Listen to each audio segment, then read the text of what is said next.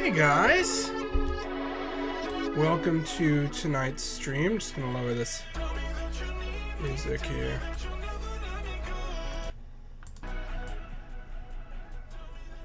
There we go. I can hear myself think a little bit. How you guys doing tonight?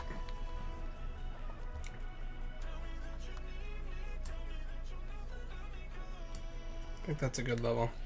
All right, we're gonna get right into it. I'm gonna try to make tonight a shorter stream. We are gonna hit some Dark Dimension 3 right off the bat, and then we'll probably do some war and stuff. Let's get right into it.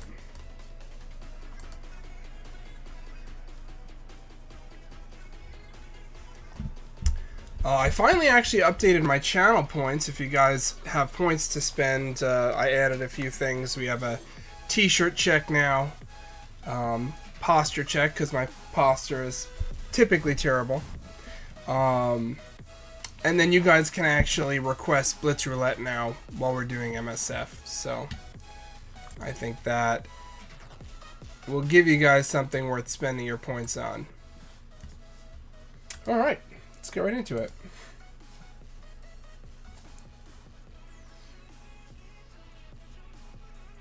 We are painfully close, by the way, to getting Colossus to tier 14. I just need a few more mini uniques left for his last piece of gear, and then he'll be T14.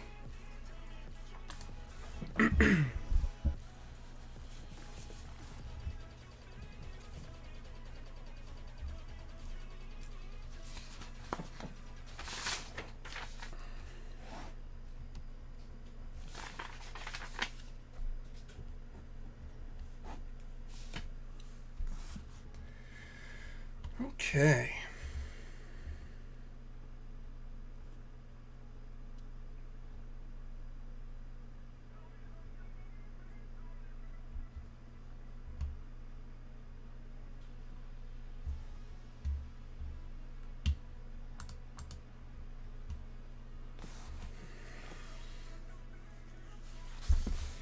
Alright, I think I'm going to try to take out Hawkeye first.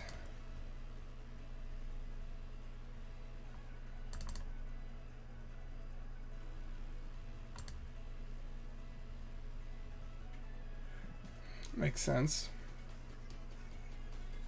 Okay. This should take out... Oh, it didn't take him out, but hopefully that bleed will. Oh no, we're going to take him out with Phoenix here. Nice shot.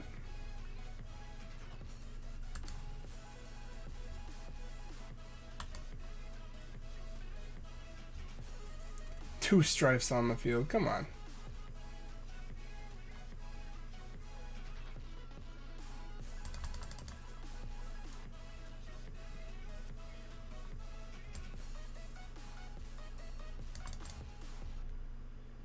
Okay. Nice. We're making some decent headway tonight.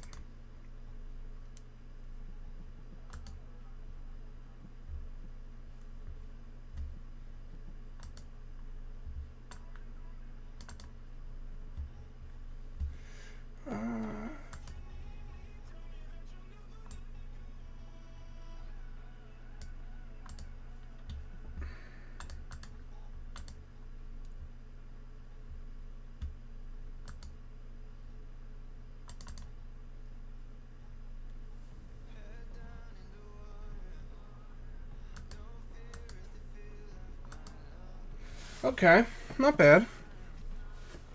Let's see how much damage that was. I think it was a decent amount.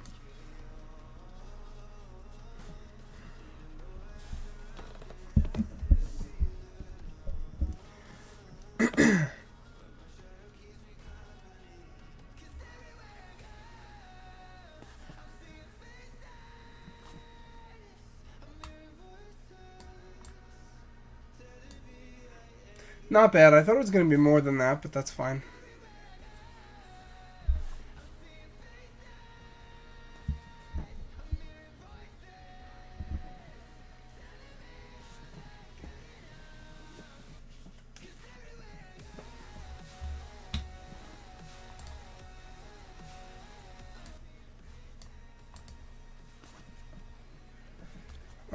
Okay.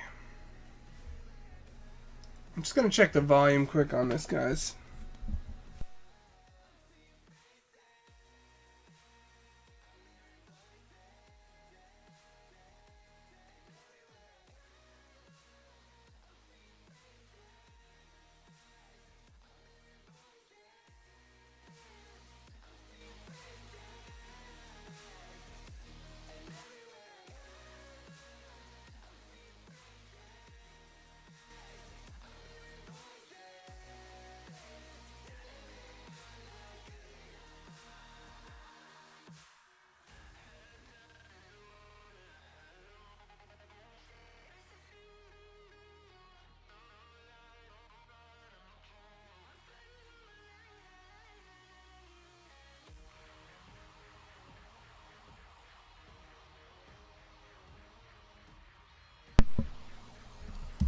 Okay, hopefully that's better. We're just gonna swing with the other 4 characters we have just to do a little extra damage.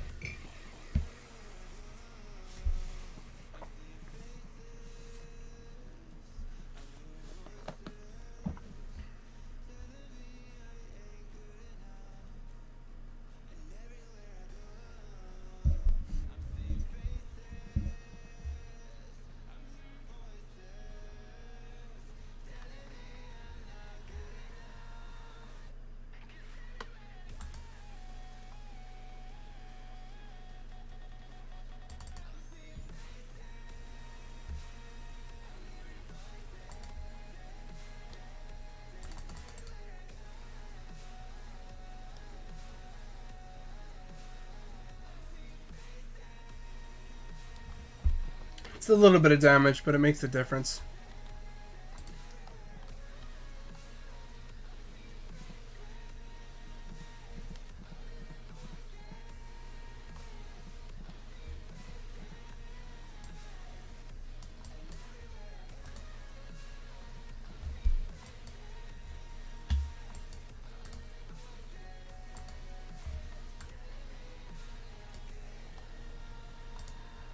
Alright, let's take a look at war, see how we're doing.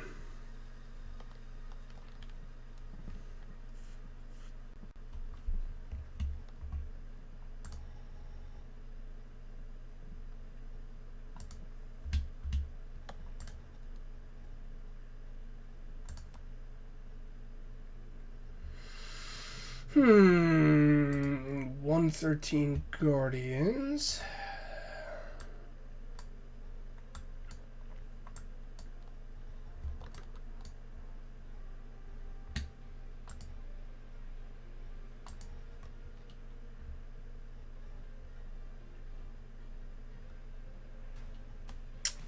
Gotta move them up in the list here.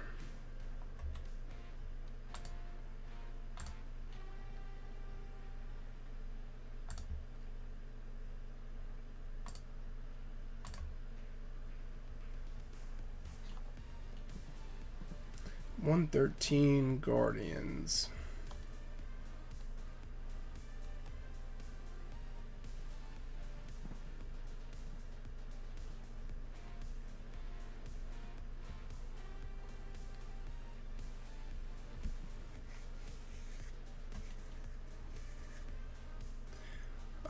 Let's use our X-Force.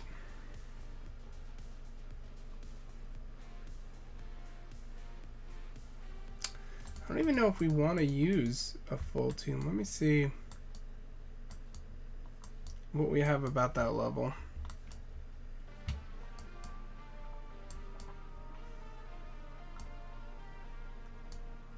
Oh, we could use our Kree team. That we can do. We'll just pull Minerva out and we'll use somebody else.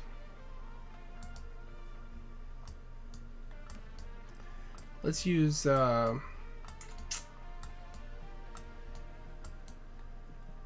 Noble.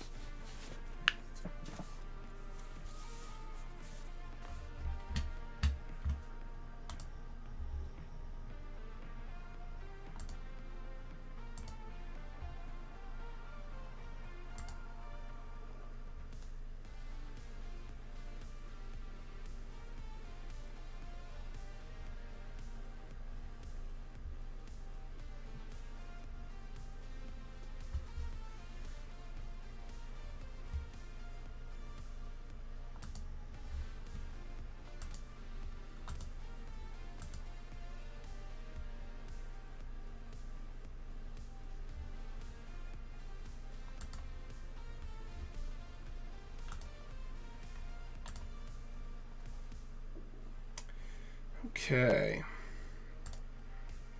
Let's try to burn down Drax as quickly as possible. And then we'll shift our focus to Rocket.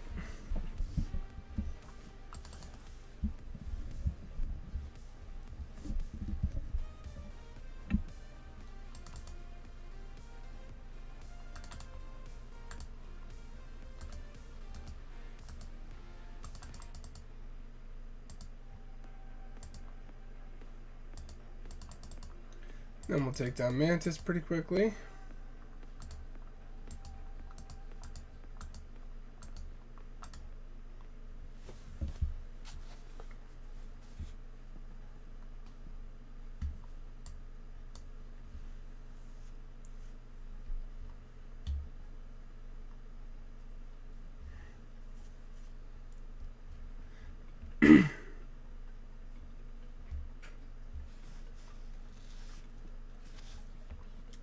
I'm actually going to leave that for one of our lower power members.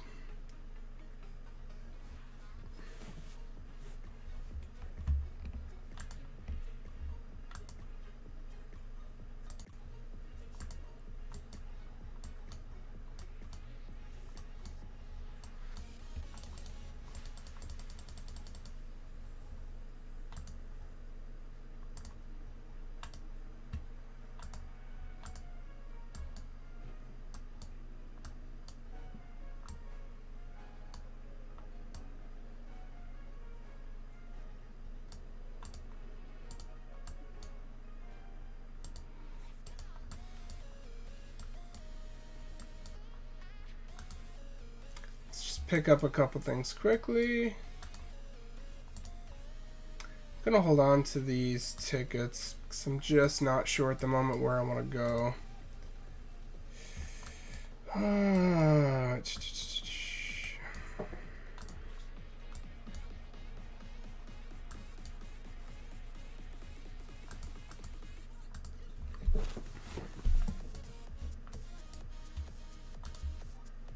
Looks like they're waiting on a few tickets to launch Ultima 7. We've already started hitting Alpha 4.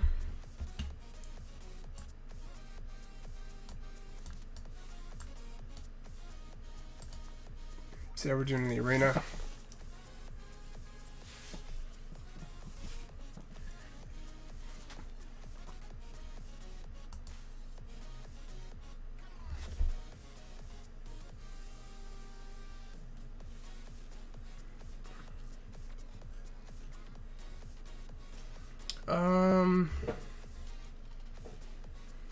I think I'm gonna try this one.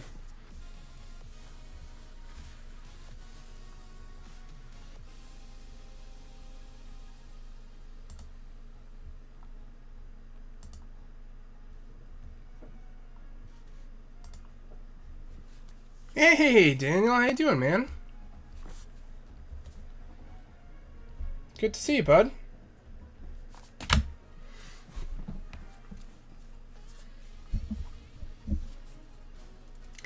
I, too, am very tired, man. My toddler is going through a separation anxiety phase that makes bedtime routine very difficult.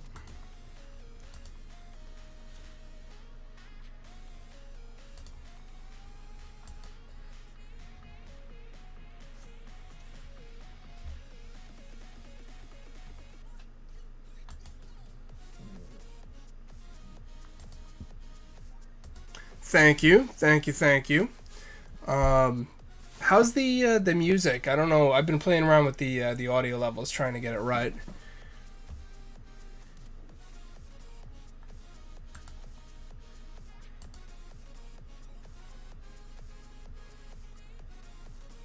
Good, good, man. How's the job going?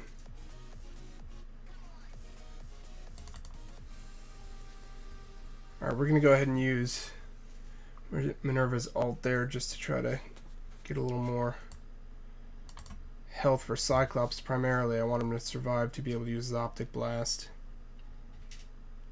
Alright, good. So we get Dark Phoenix on the field. Oh my goodness. 5 straight days then, huh? Jeez. Alright, we're going to use Phoenix's special there.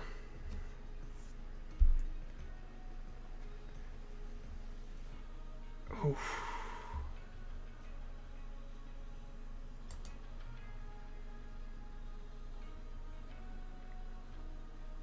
Alright, so we're going to use Black Bolt's special on Phoenix.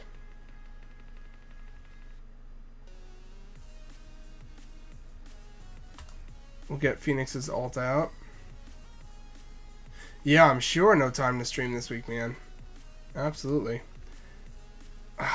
We lost Cyclops before he got his Optic Blast out, which really sucks.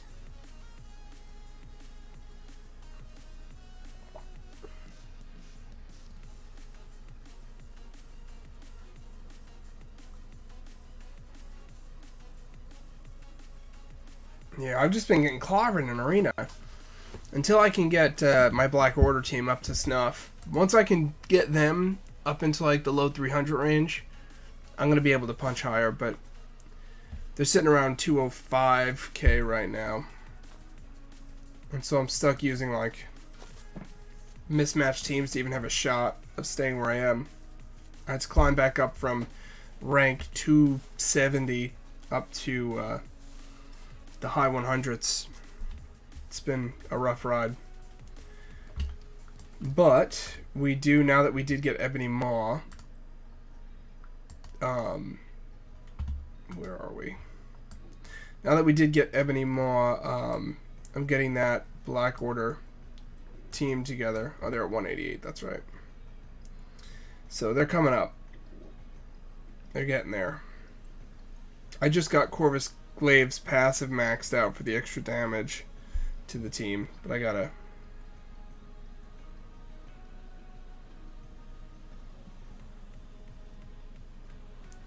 Oh, who did the overlay? Oh, I put it together. I just found an image online, put it in the background, threw things together.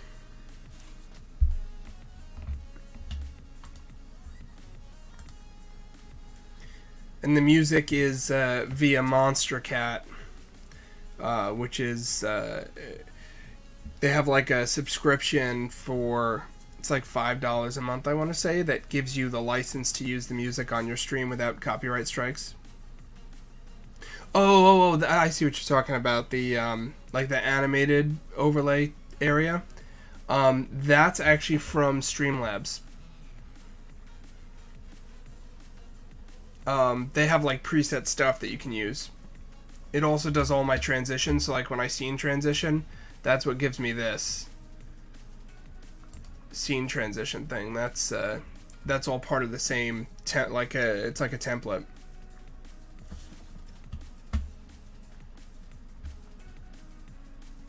Yeah, I like it. Why don't we do a couple blitz battles and we kill a little time? Yeah, I'm not going against them. No thanks. Let's pit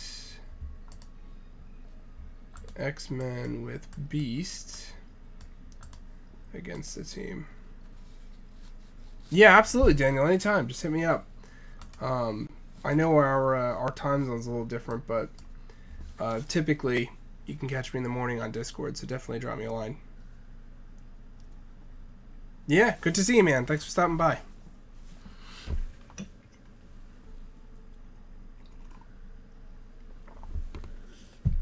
And for those of you that don't know Daniel, he is one of the PWW MGA streamers. They're all a good group of guys. Not everybody on this list streams. Most of them do, but feel free to shoot them follows.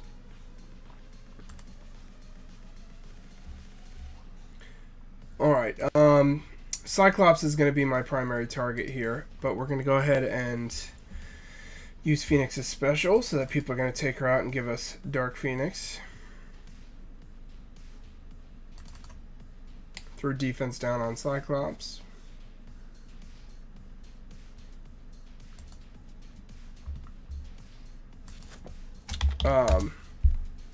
Yes, and that's the link to the MGA Discord. And there's a link to the Paleo Discord there as well.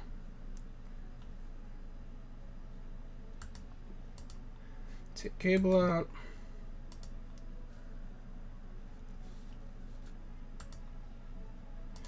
Then Optic Blast will finish everybody else off.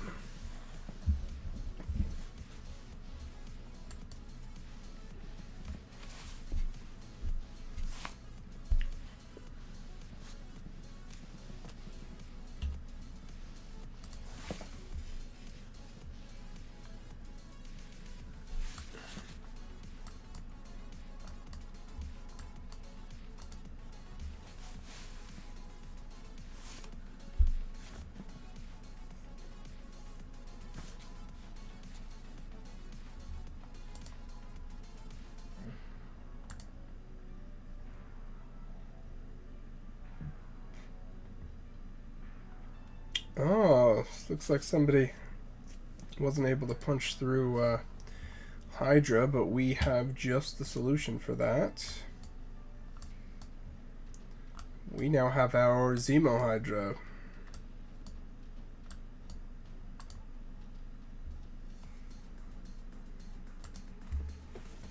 So we can make short work of that team.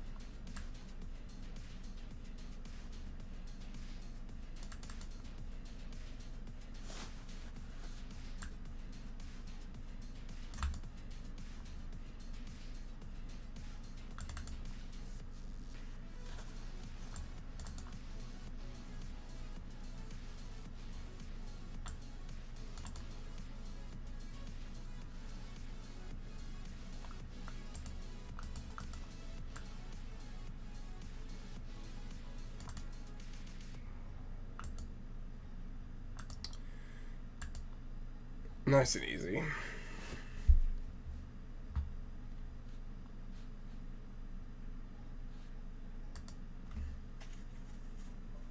So far, at least the flight tech, this team looks very reasonable, this alliance. Let me see what they're... We're a little bit further ahead of them in trophies. See how they're doing against us. Yeah, that's our one empty spot. Below it, we've got engineering.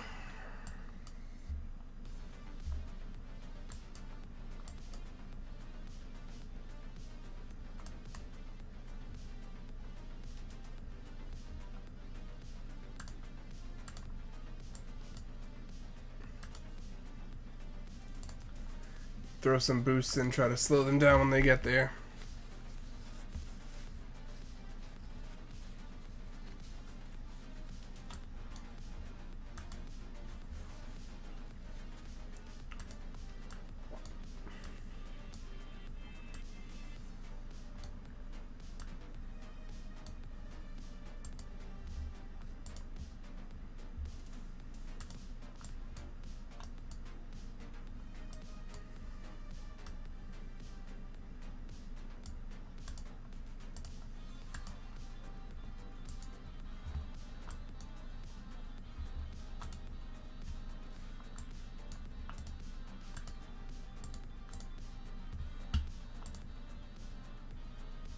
Alright. I don't have much more to do tonight in MSF. I am thinking about streaming a new dinosaur game I started playing, Beasts of Bermuda. So I think I'm going to, since it's a slow night anyway, I'm going to jump over and do that.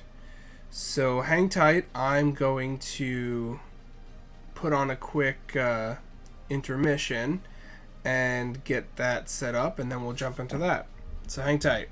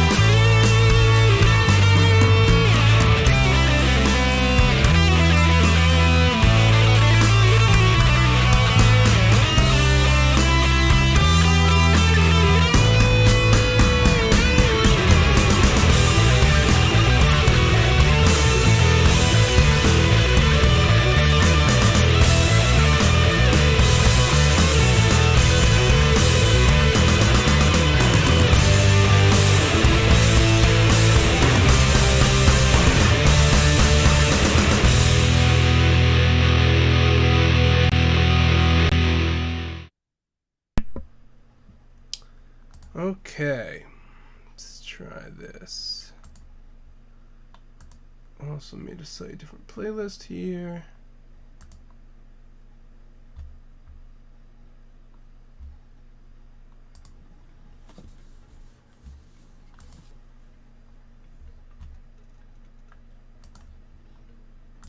Jump into the might be full, but we're gonna try to jump into the Life Finds a Way server.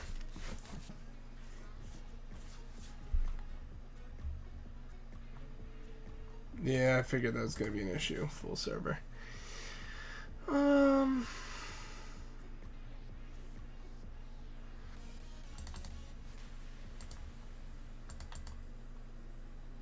Is that one also full? That one looked like there was space.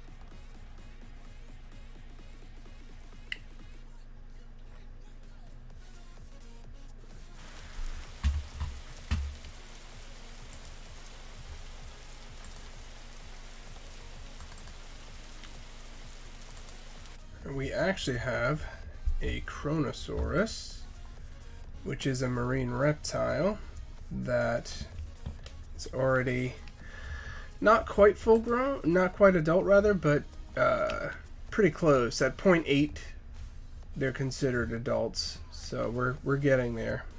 And this is a growth storm, so we're going to be growing quicker, which is nice.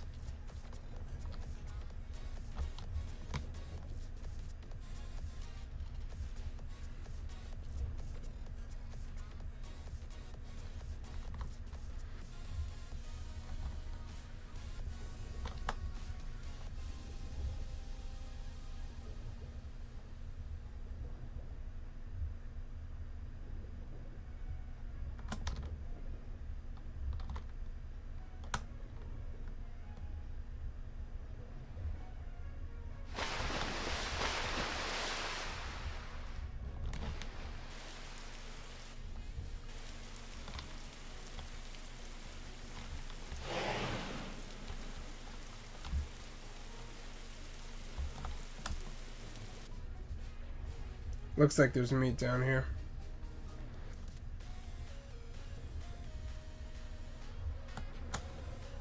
It's not good, though. Is this any better?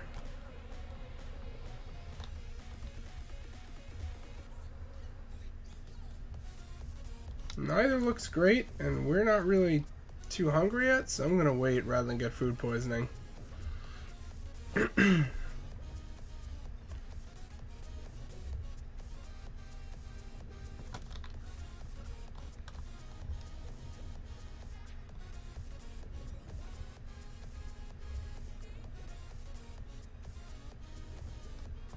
How's everybody doing tonight?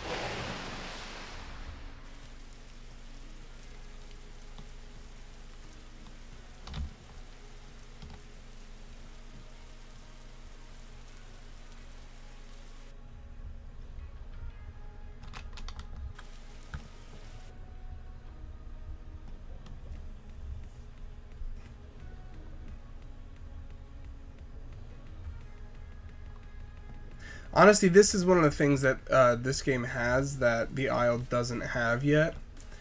It's an aquatic ecosystem. And that's one of the reasons why I like taking breaks from the Isle to play Beast of Bermuda.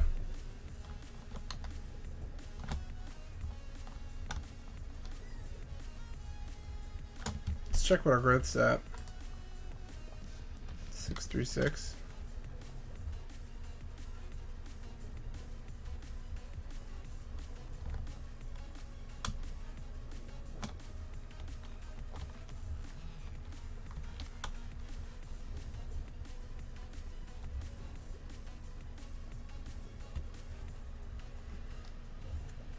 The other thing that Beast of Bermuda has is that talent system, which is nice.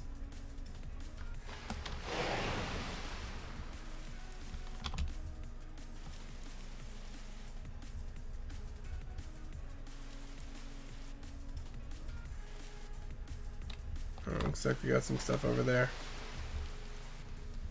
Let's go investigate.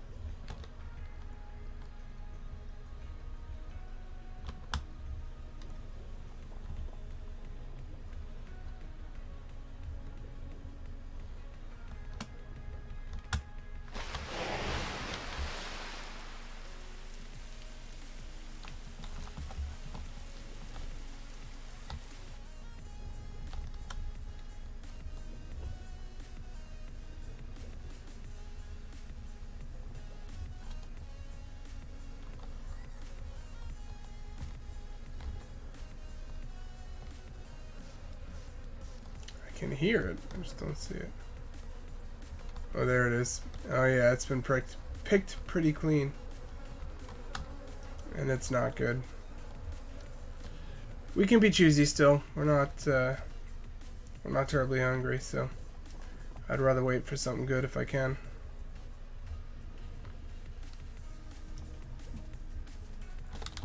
Let's check our talents here. We're moving towards elusiveness. Increase our stamina pool here.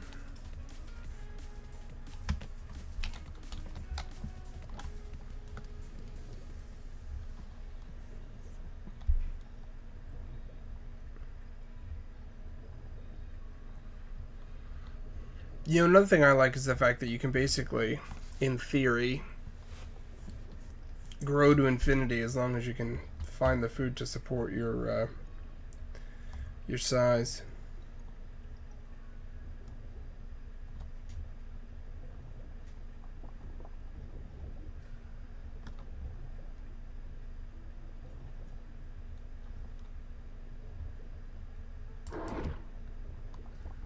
Normally hunting fish is not worth the energy, but if it's already in my path, I'll take a chop at it.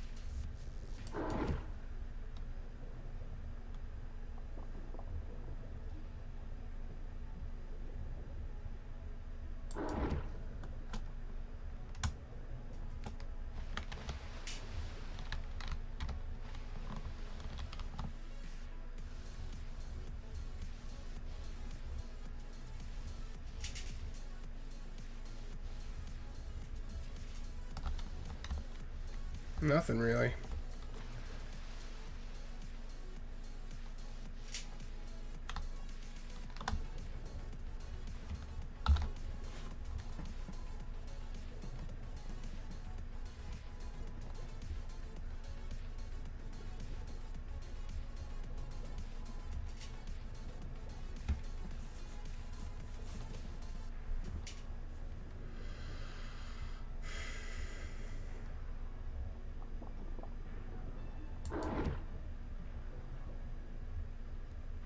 Server's pretty populated, so I just don't know where everyone is, but we will find them, I'm sure.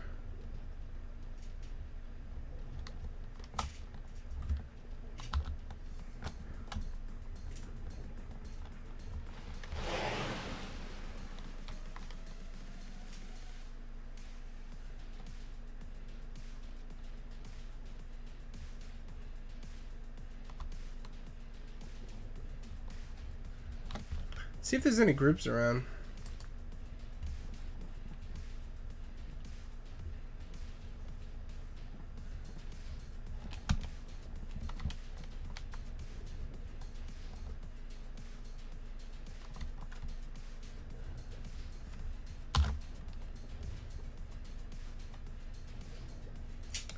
Try to clear the landmass through here.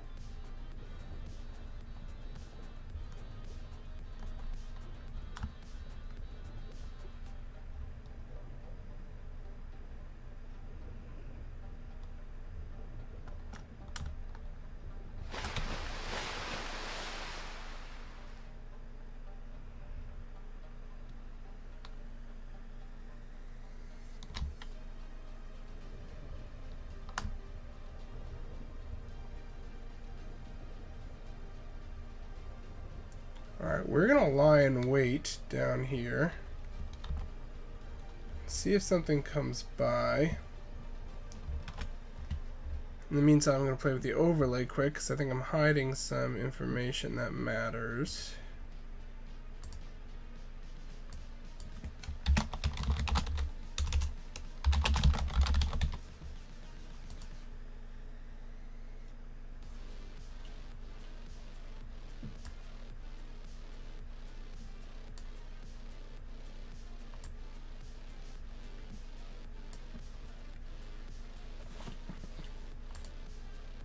Yeah. Alright, let me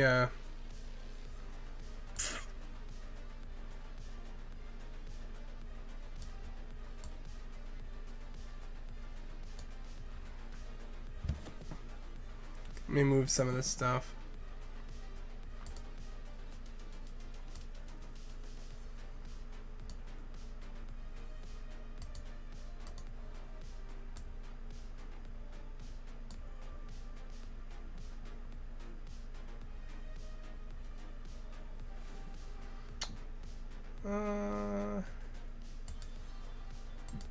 Yeah, you know what I'll do? I'm gonna move this stuff over here.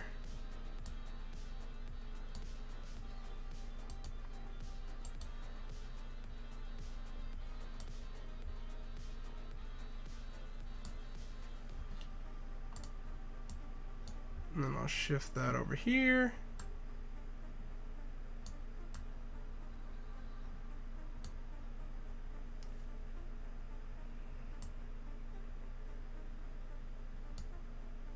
I think that's pretty good. I won't use the word perfect, but I think that's pretty good. Okay.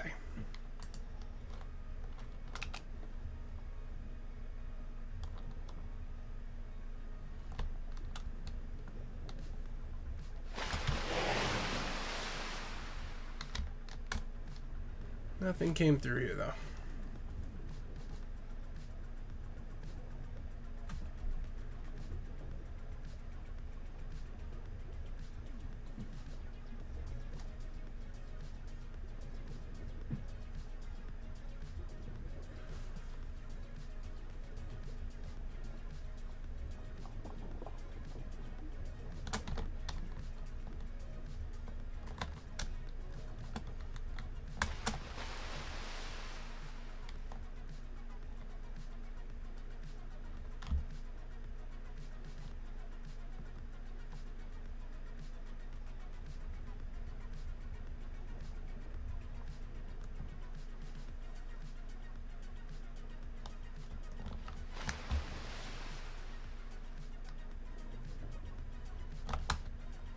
Looks like there is relatively fresh meat over here.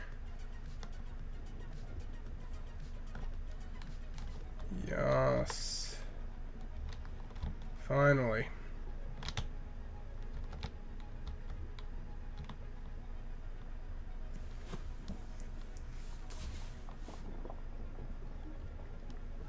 I was starting to get a little bit concerned, but we're okay.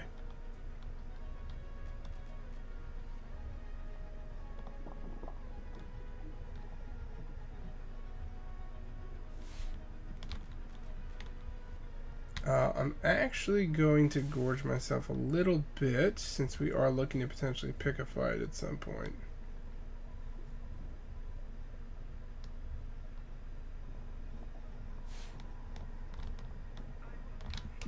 Alright, we picked that clean.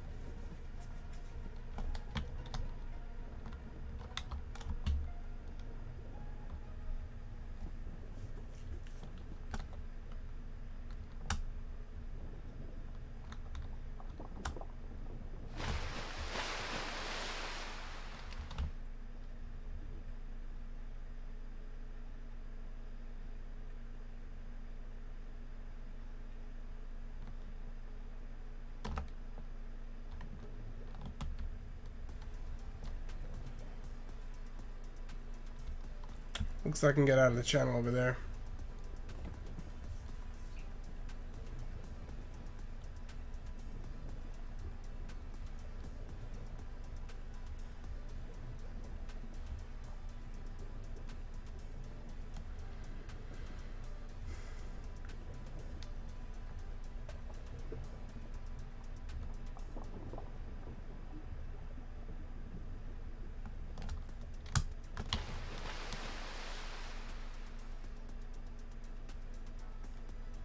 Maybe not. Yes, I think over there maybe.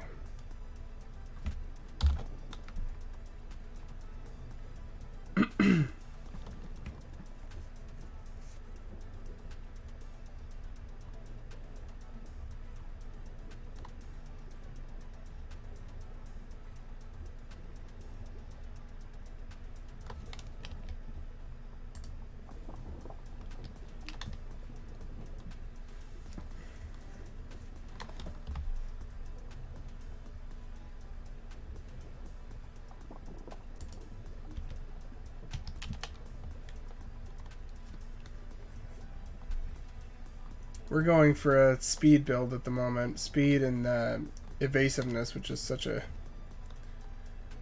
good talent.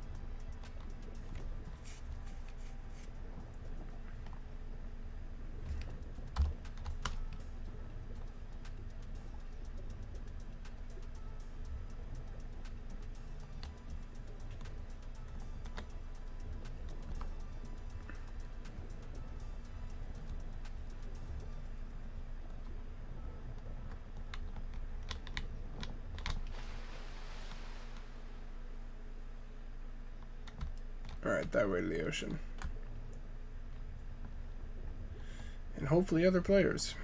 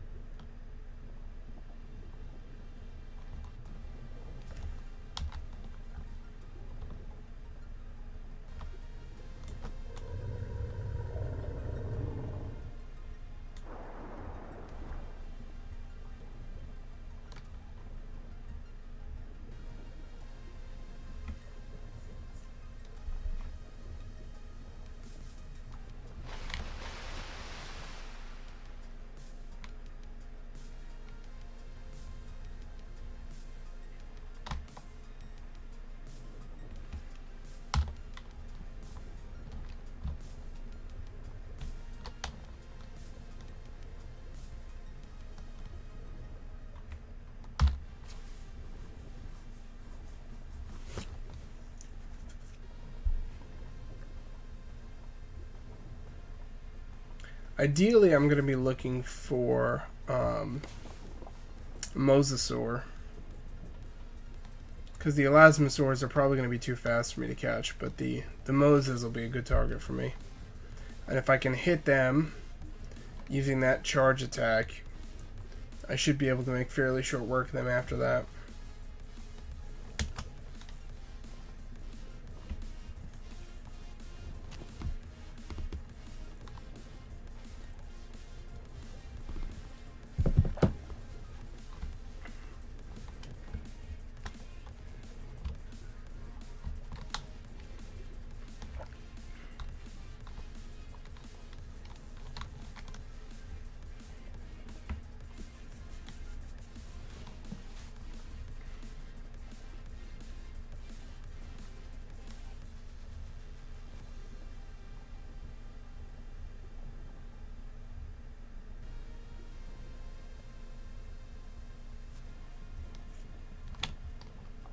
What is my food at?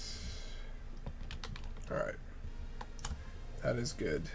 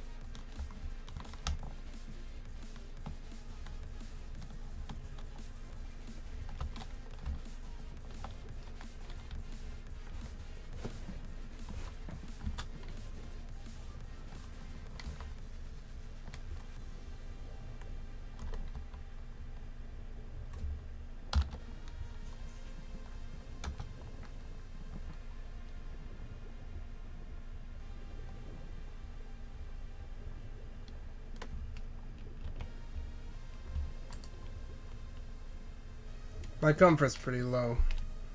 I have to do something about that. And it's because I overate, but I wanted the extra health in case we get into a fight with something.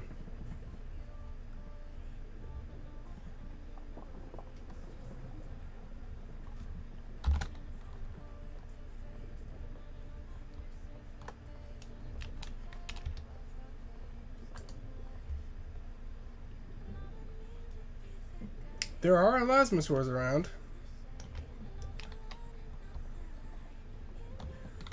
It'd be tough to catch them, but I could probably do it.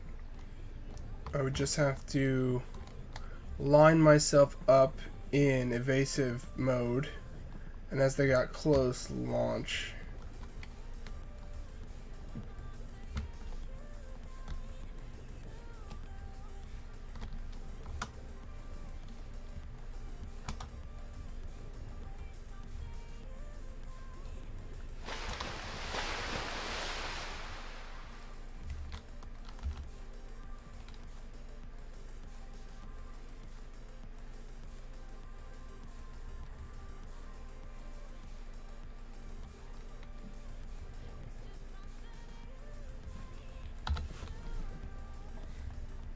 The other thing I could do is I can try to find an area that will flood and sort of set up a trap for any of the dinos that want to cross.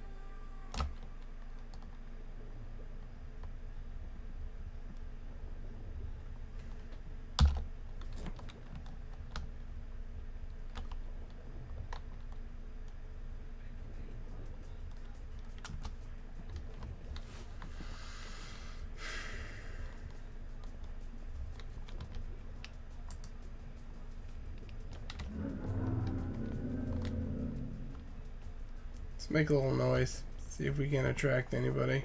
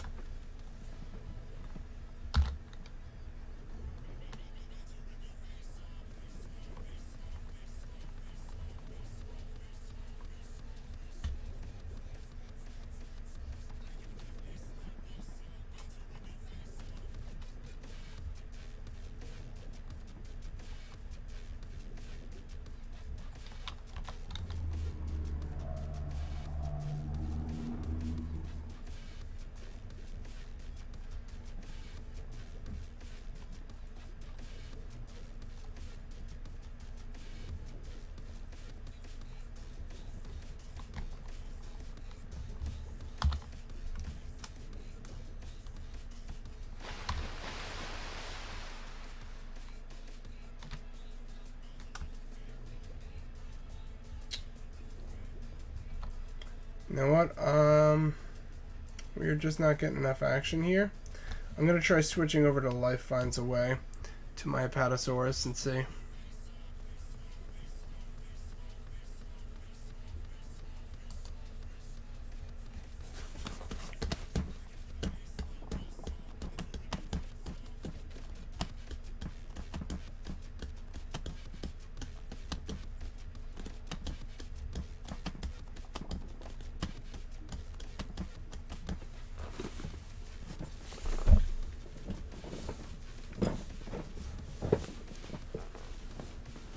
Ugh.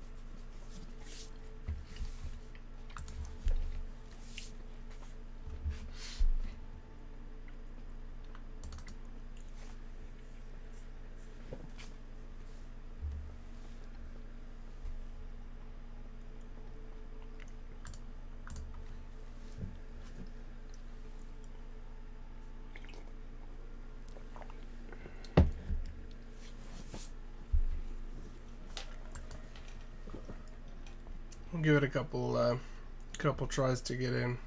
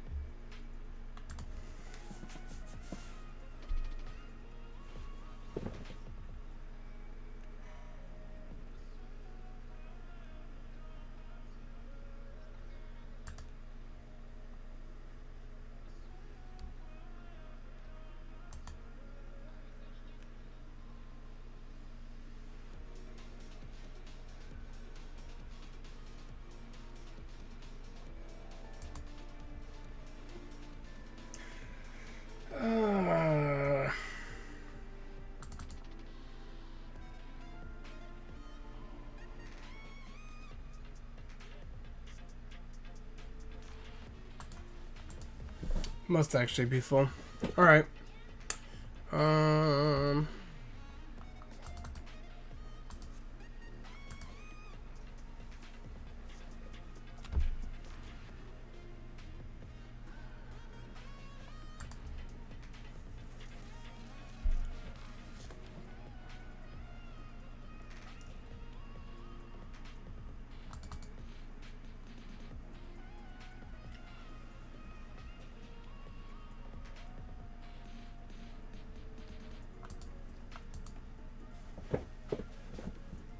We will find a server, I promise. Oh, come on. Said it had two available.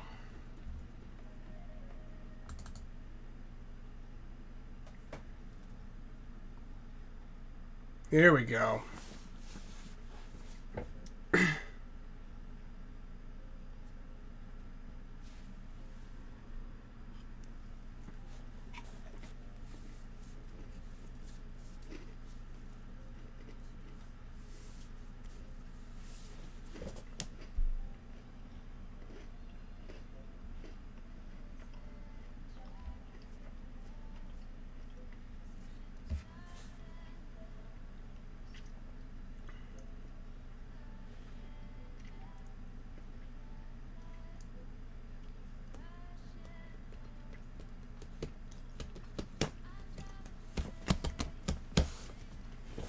Come on. Just have to load in.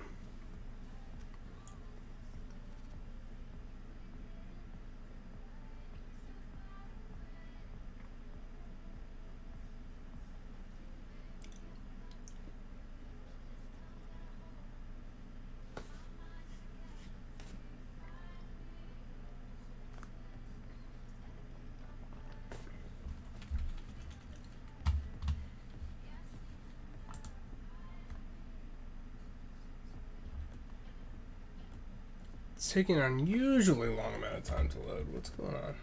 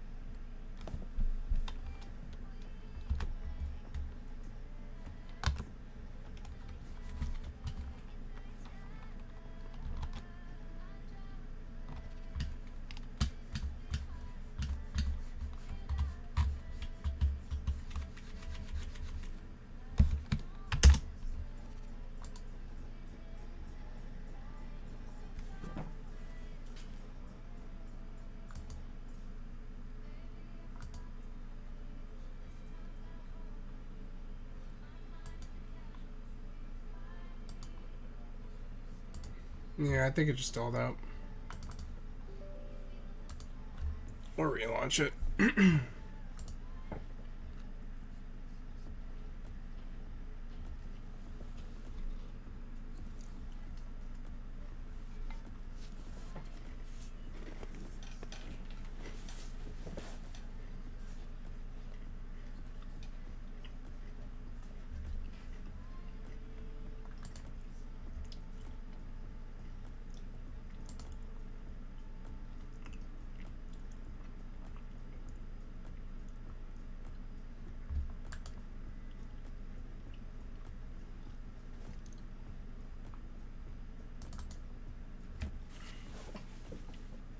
I think I'm gonna give up on Life Finds Way, but we'll make a land dinosaur on Forgotten Realms.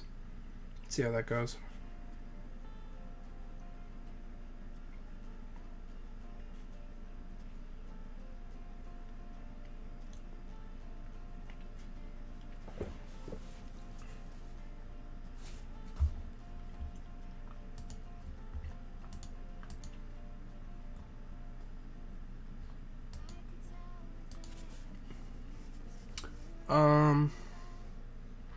Ooh. There are eggs available.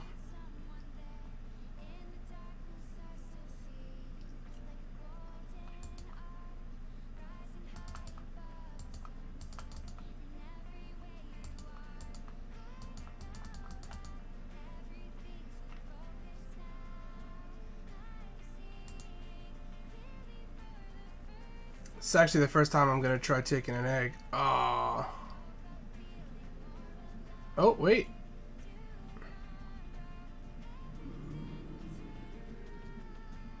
This is interesting.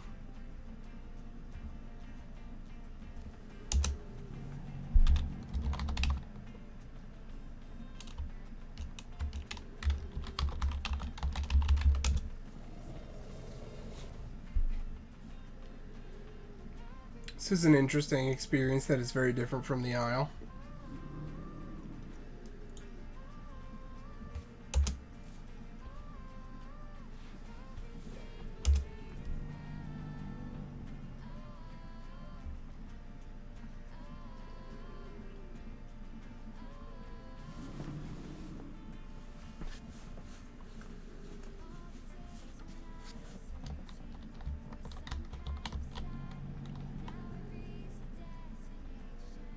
Oh, okay, there's one of the Apatos laying down.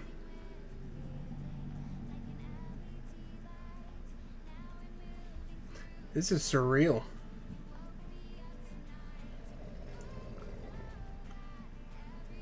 Oh, there's the other one. Oh, hi there up there.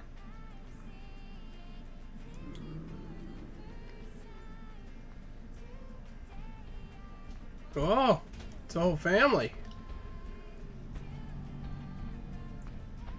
I did not know they could carry little paddles in their mouths. That is something, is what that is.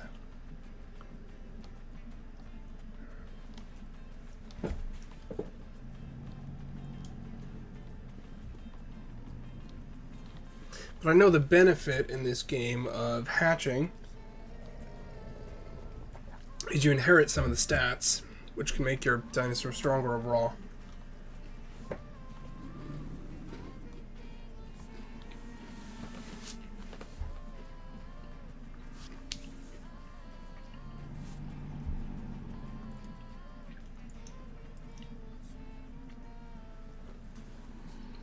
I think this one's actually the mama.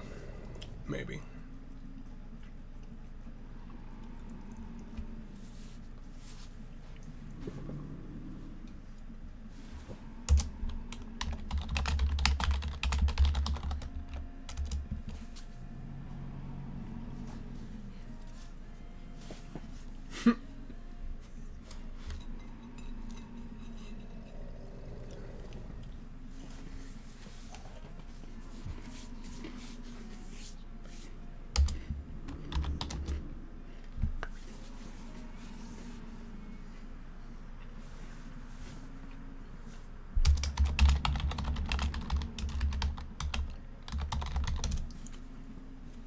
That's fun.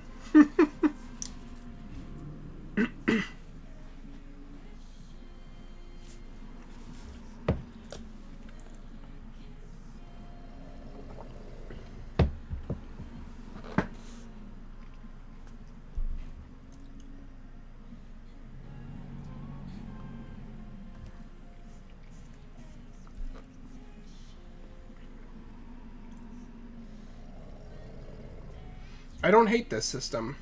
So, for those of you unfamiliar, in the aisle, the way nesting plays and works is you, as a parent, a female in the aisle exclusively, you make a nest, you lay on it and gestate some eggs, you incubate the eggs still by laying on it, and then once you have them incubated, you just invite a player, and they instantly hatch.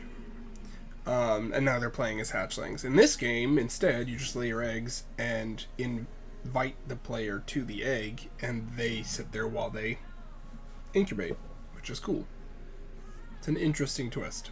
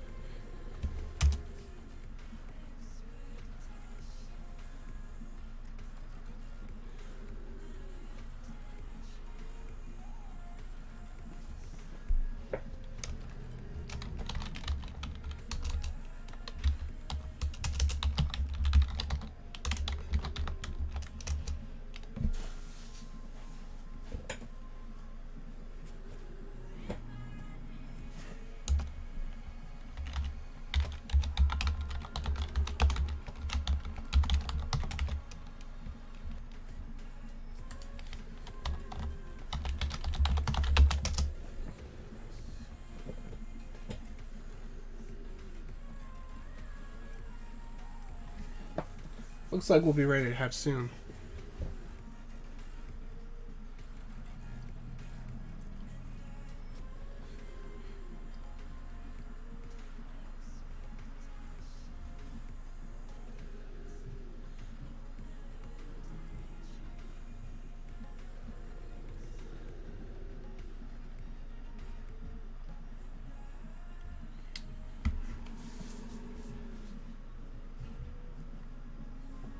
So this colorful big boy is the daddy.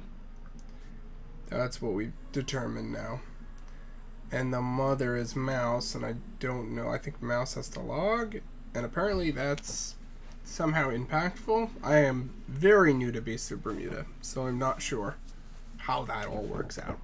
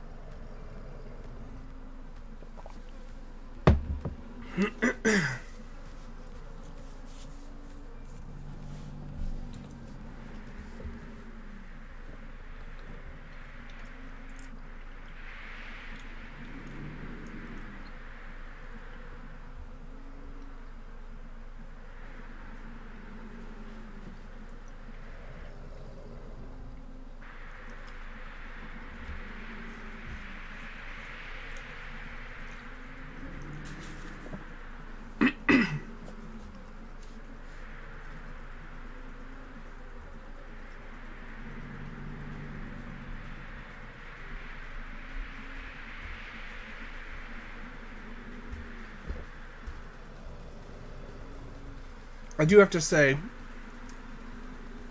in addition to looking forward to the eventual addition of the aquatic ecosystems, I really would like to see the Isle add some more sauropods to the game, because I know they have the Chimerasaurs, but I find it a bit underwhelming. And it hasn't gotten a proper survival mode treatment anyway.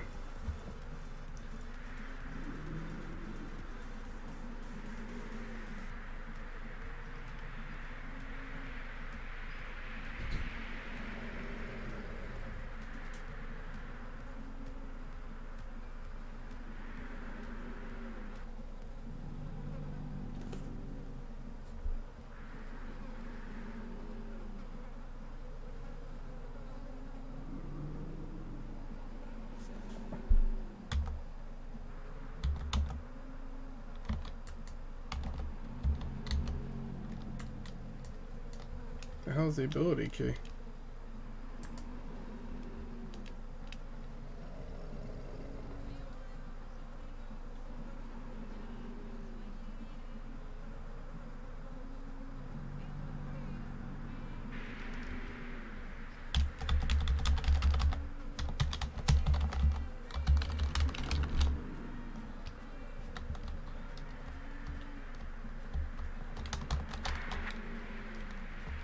Oh, there we go.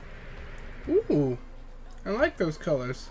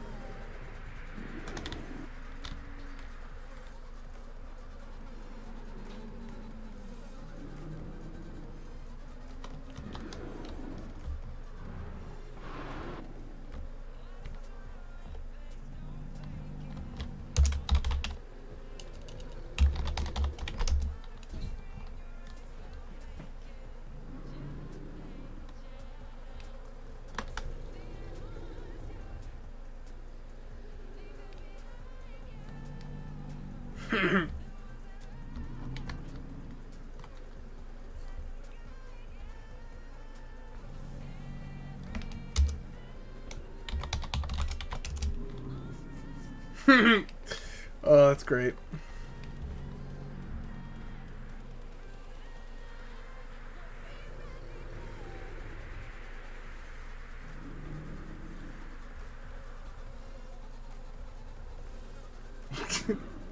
That's hilarious.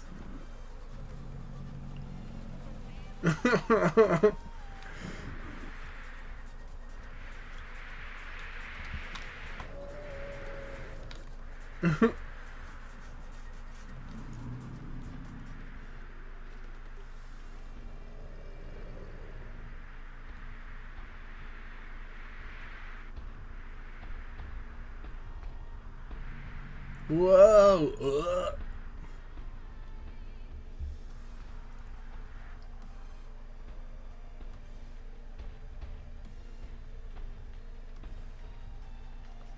Those are some very psychedelic colors. Whoa, stop swinging your head!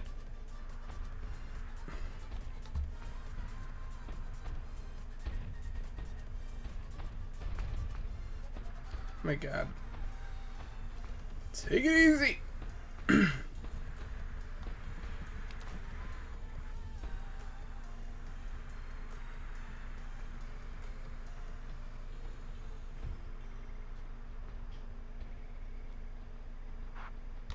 Thanks.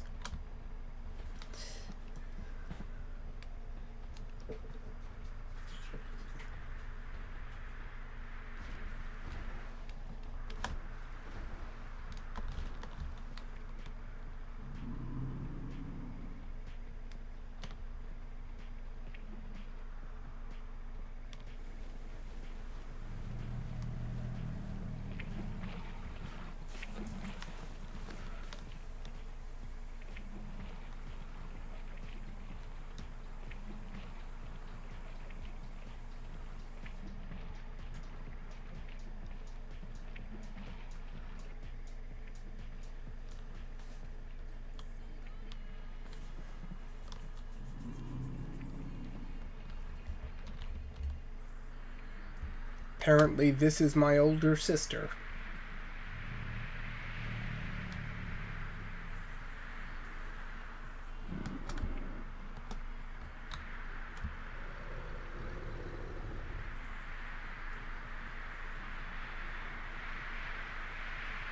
I'm so tiny!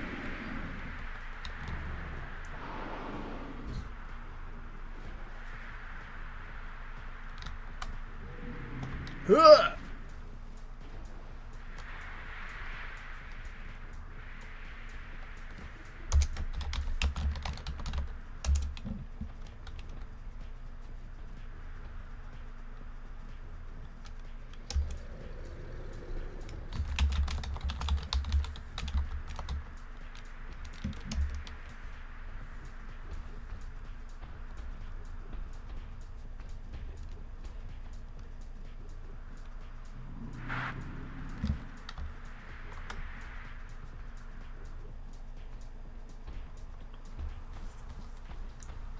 I need bushes.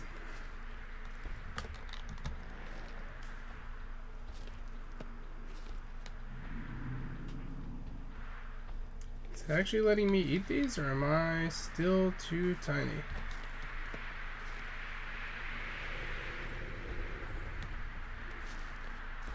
It's gonna be really rude if I starve to death immediately.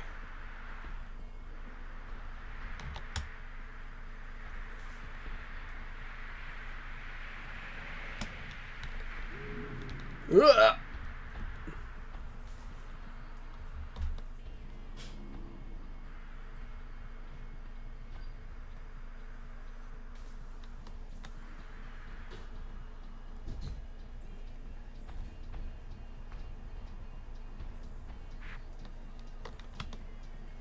Well, there we go.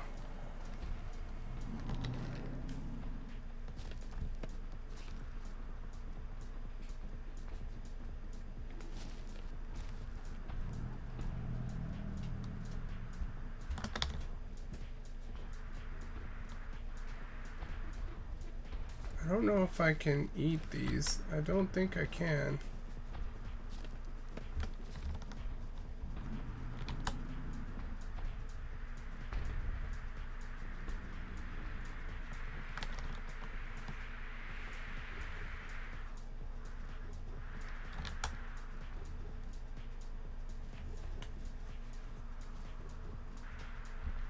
I can try though.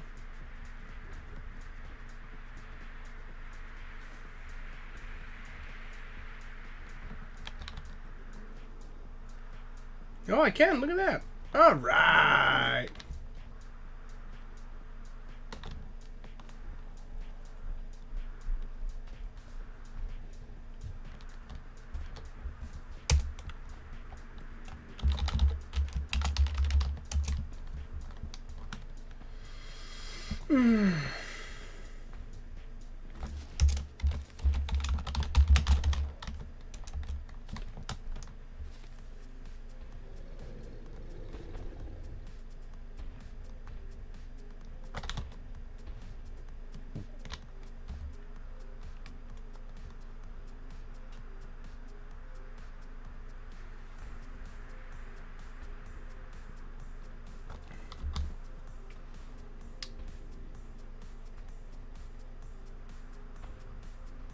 Did I not inherit anything from them?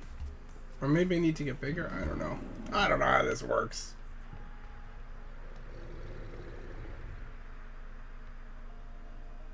I think I'm going to put into resilience that I grow faster. What does it say? -1 point. It's because I'm so small. Small.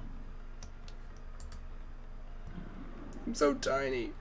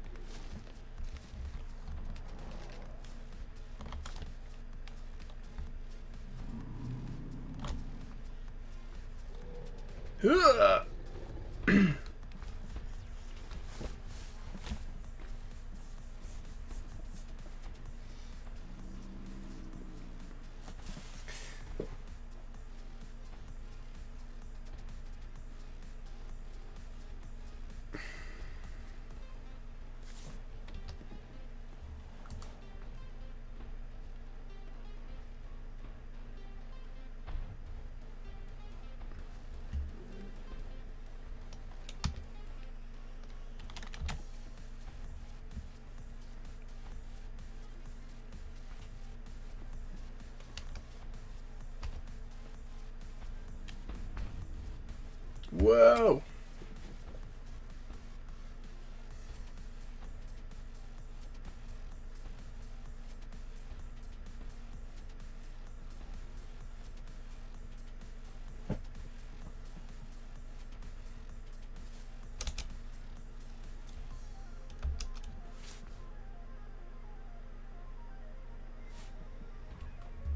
Where are we even going?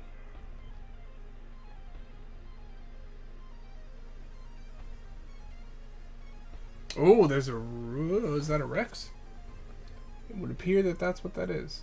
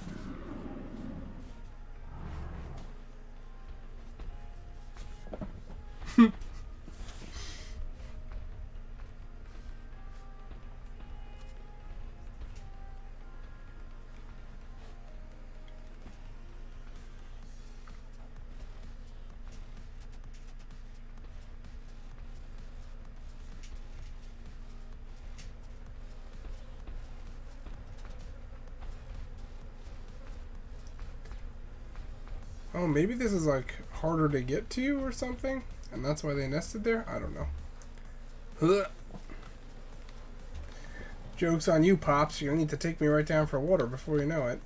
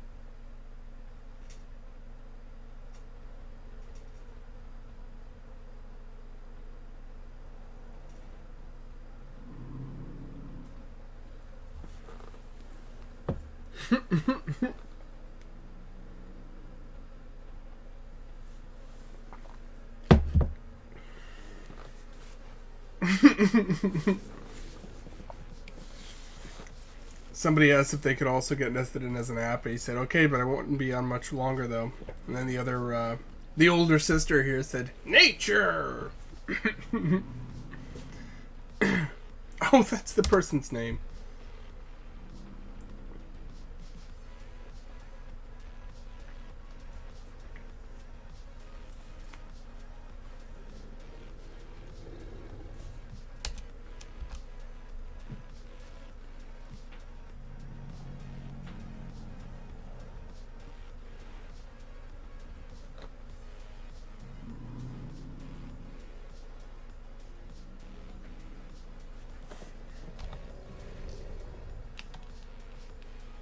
Yeah, I guess you don't inherit things right away, maybe?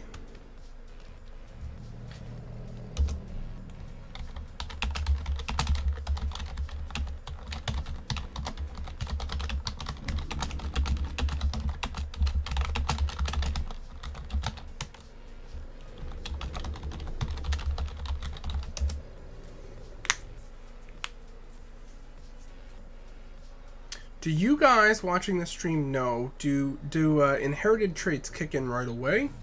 Or when you hit a certain growth percentage? Because like I said, I am fairly new to the game.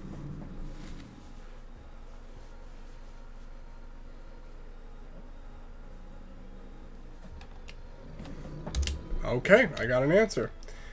You get inherits as you grow.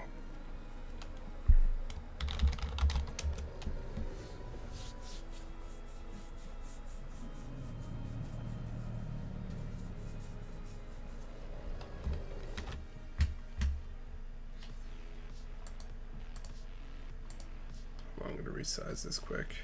Get rid of that unnecessary top bar and give you guys more screen space.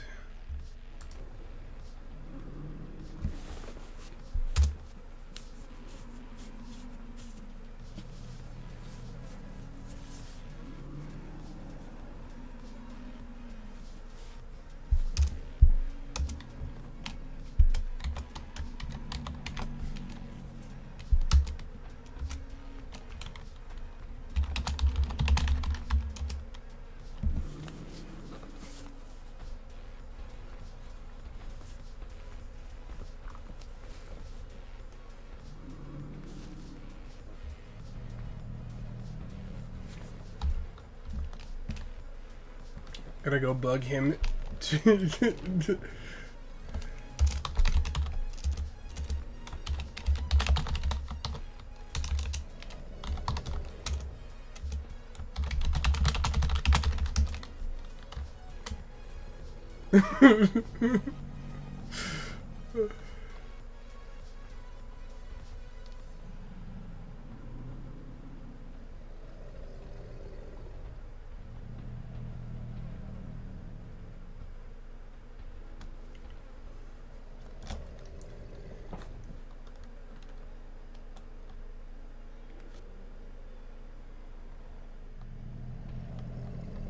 Alright, I guess I'll walk down there myself.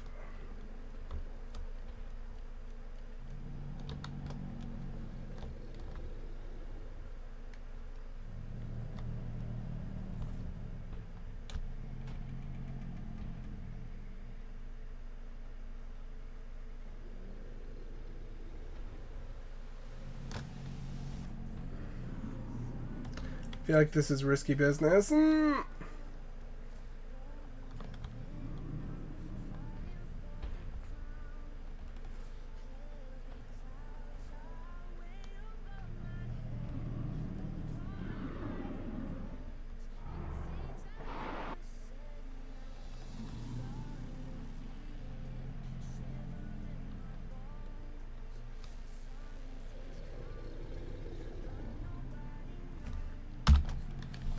I will walk to the water myself.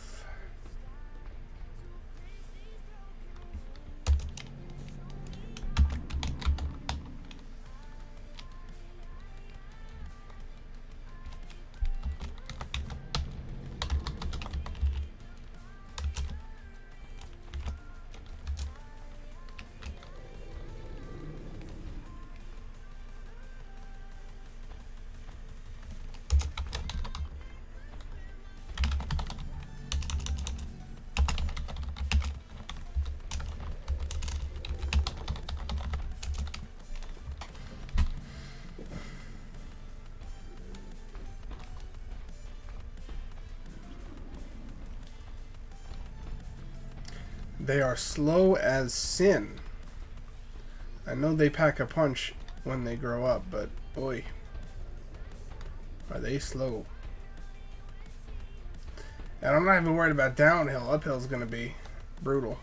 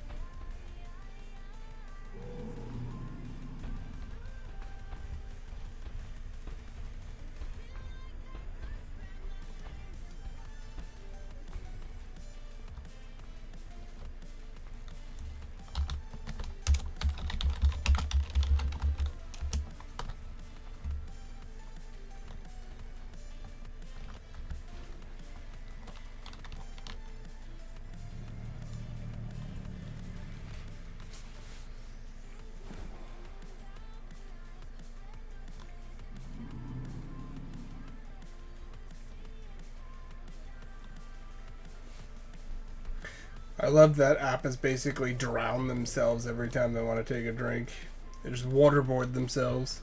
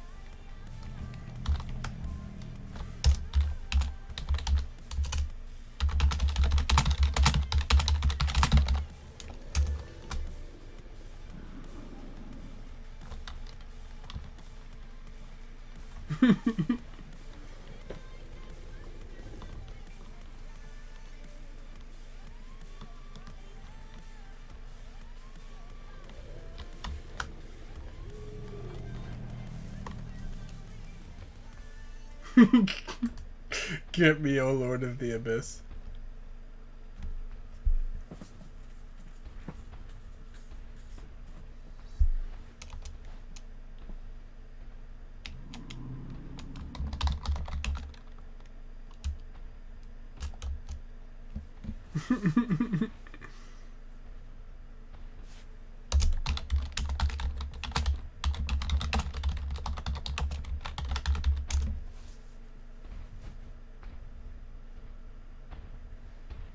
apparently they think that Chronos are the lords of the abyss. The Lord of Torpits.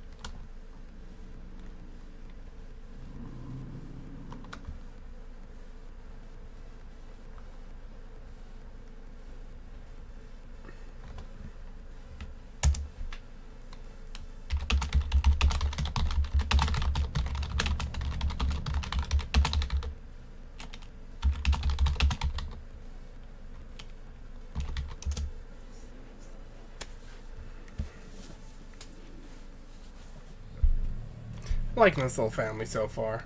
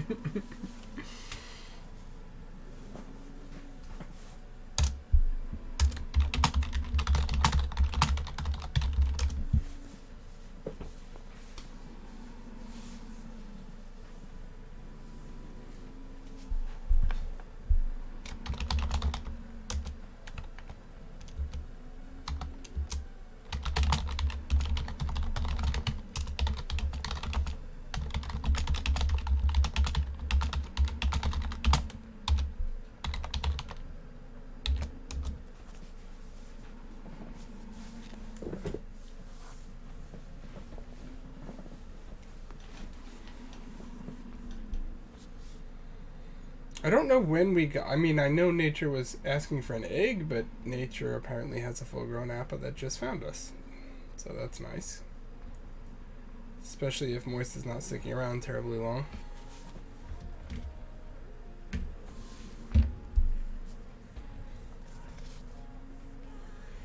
I don't know why I'm hearing the rotting meat sound from the nest. It's a little disconcerting, I'm not gonna lie.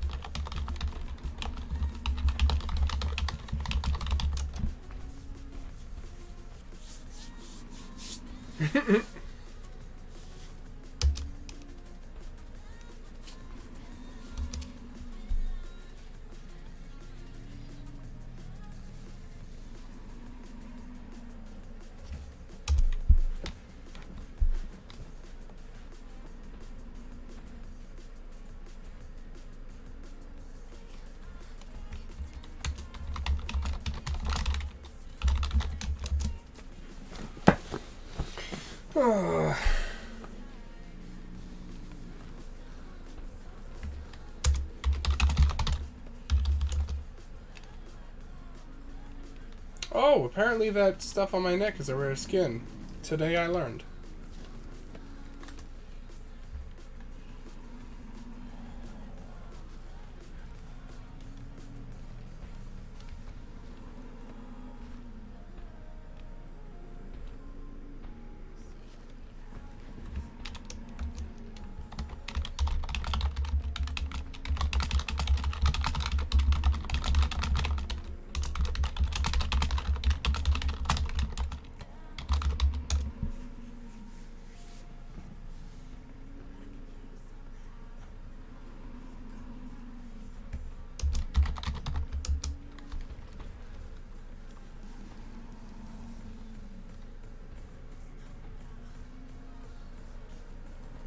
Oh, I should probably go eat. How are we doing on growth? Oh, we have 1 to spend. I'm thinking resilience to up my growth and then figuring out where I want to go from there. That's what I'm going to do. Because now, yeah, that makes a significant difference.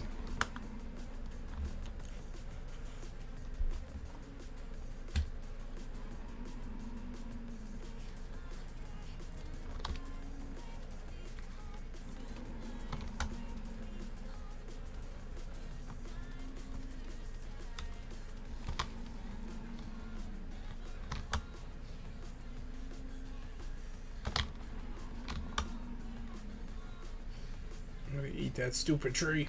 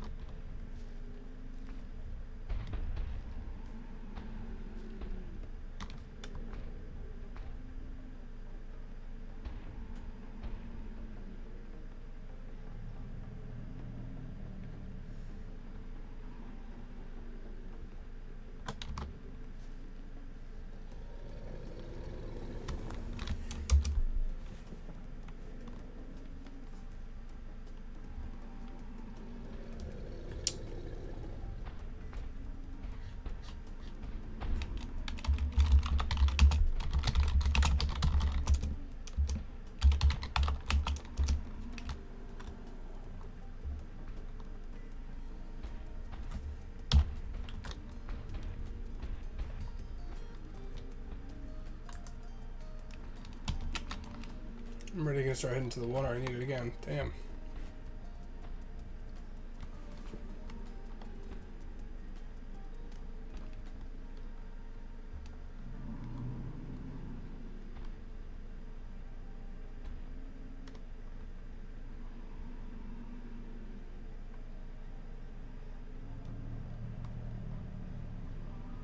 Hey, Chara, how you doing?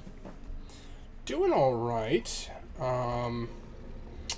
Playing Beasts of Bermuda, which is a game like The Isle, but does some things differently. Like they actually have a talent tree you can invest points in, and they have some different dinos available, and they have better aquatic dinos and more choices. So it's an interesting game. I'm liking it. I'm liking some of the things that they do that are unique, but I'm still getting accustomed to it.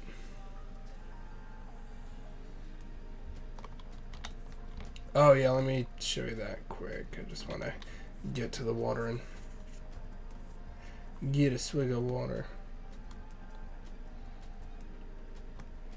One of the things that Beast of Bermuda does differently than the Isle is there's actually like a tidal system where water rises and falls. So you have areas that become land bridges, or conversely, that the aquatic creatures can like come further inland from the sea, which is pretty cool. Yeah, there's a lot of cool stuff in this game.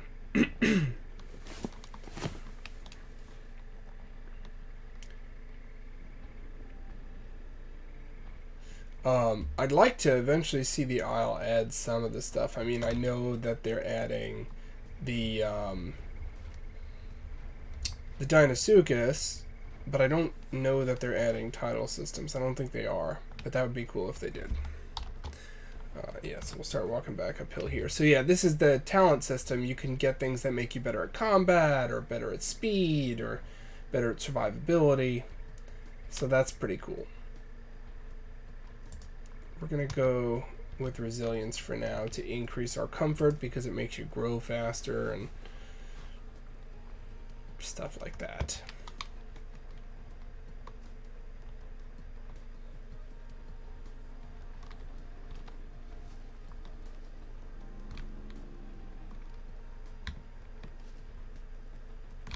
I guess I can't eat those. They may be too small. You didn't, Shara, because it was a holiday weekend. I actually didn't get to do the drawing on Saturday, so I'm planning to do it this coming Saturday.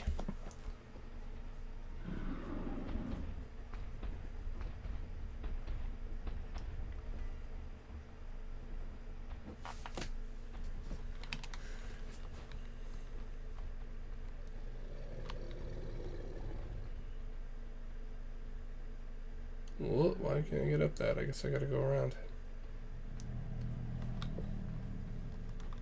There you go. It actually, Stream Elements just did the advertisement for the gift card giveaway. So if you're watching and you haven't said anything, at least say hello so I can add you to the gift card drawing for September, even though you missed potentially the August one.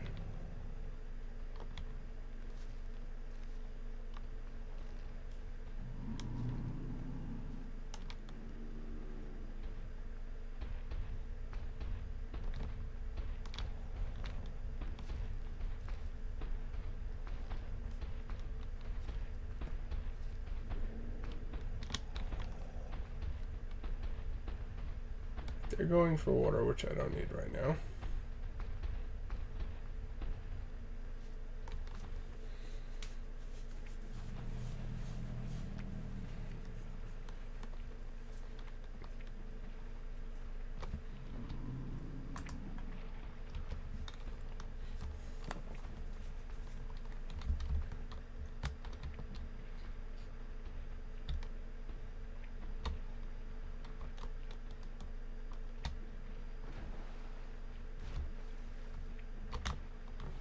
I like the colors I got on this one.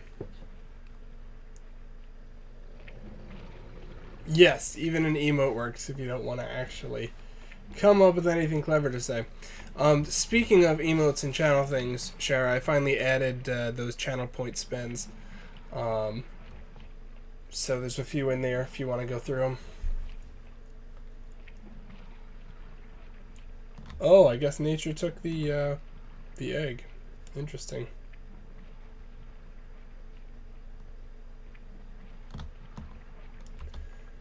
Nature's a baby in the egg now.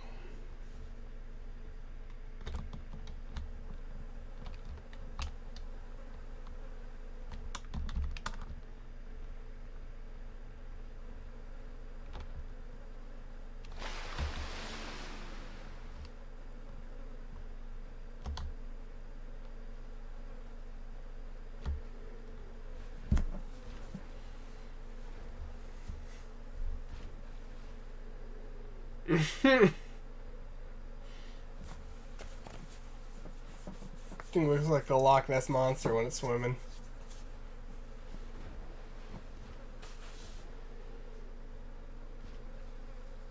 Oh my god, how mortifying would it be if he couldn't get out of there after that? Just, that's it, dead.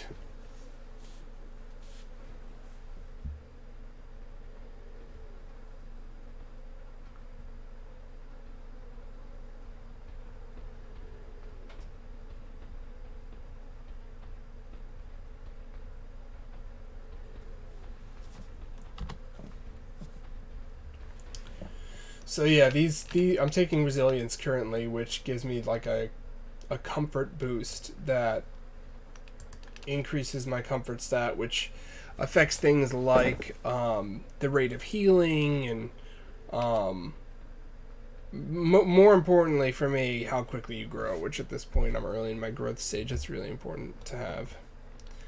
Later on, I'm thinking I'm going to try to go more combat to have self-defense. I'll probably put stuff in whip crack. I want to go for like a fast speed attack. And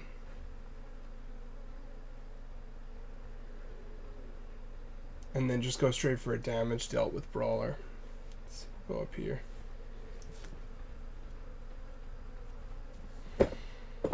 Maybe I'll go the opposite route. Ability power.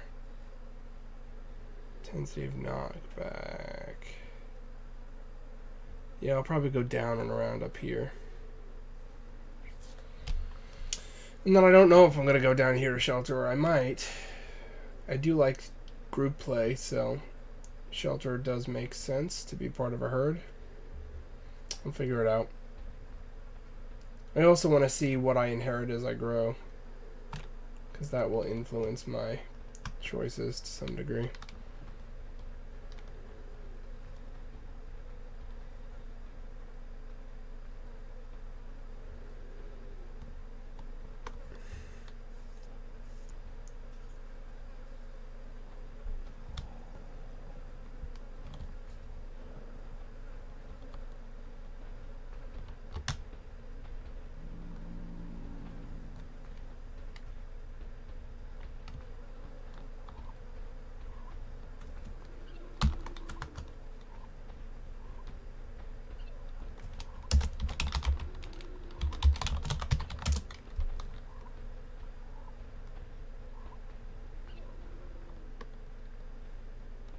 Yeah.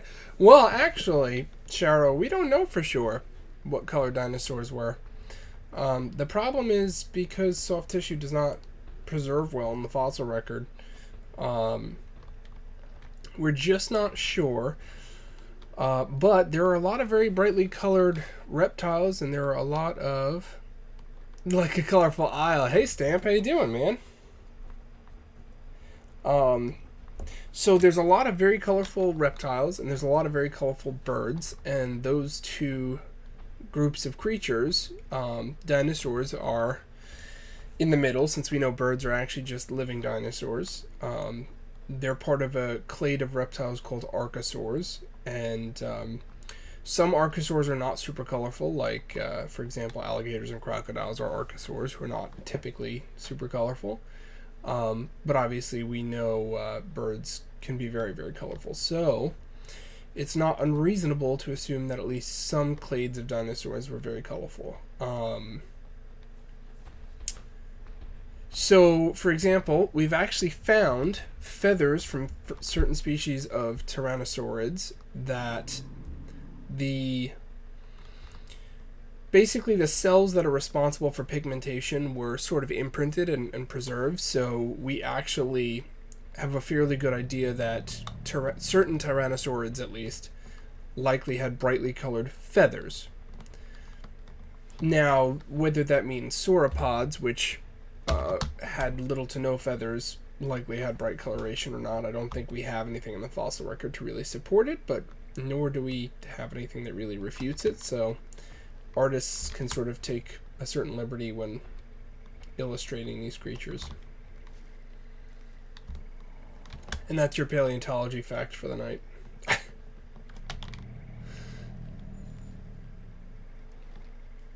Alright, thanks, Pops. Gorged myself.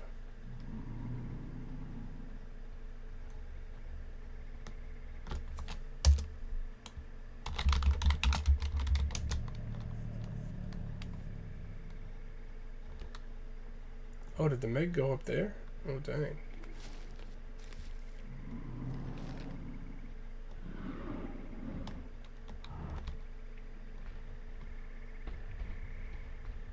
Where is the Megalodon? The Megalosaurus. I think She said it was up there.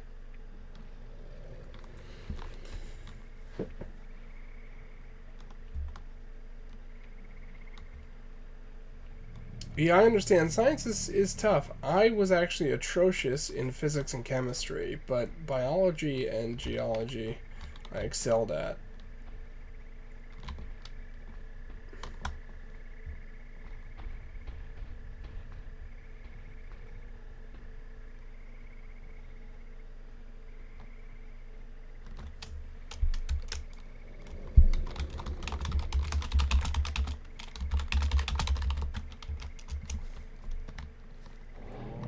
Ooh, look at that. Oh no, that's not a hadrosaur. I don't know what it is. Yes, that is why our logo is a dinosaur. I combine my love of dinosaurs and my love of gaming.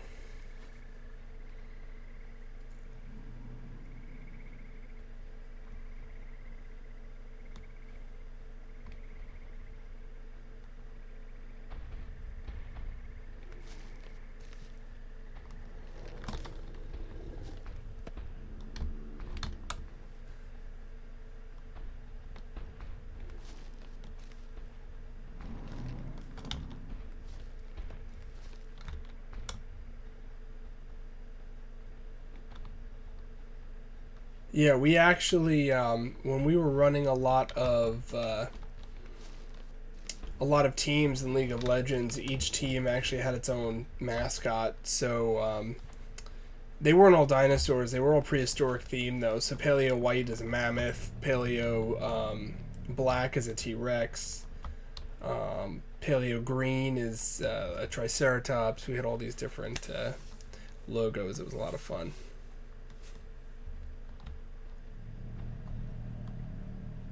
I don't want to just log in the open, because then when I come back, if somebody mean is there, I'm screwed. Maybe I should go back up on the ledge. I think that's what I'm going to do.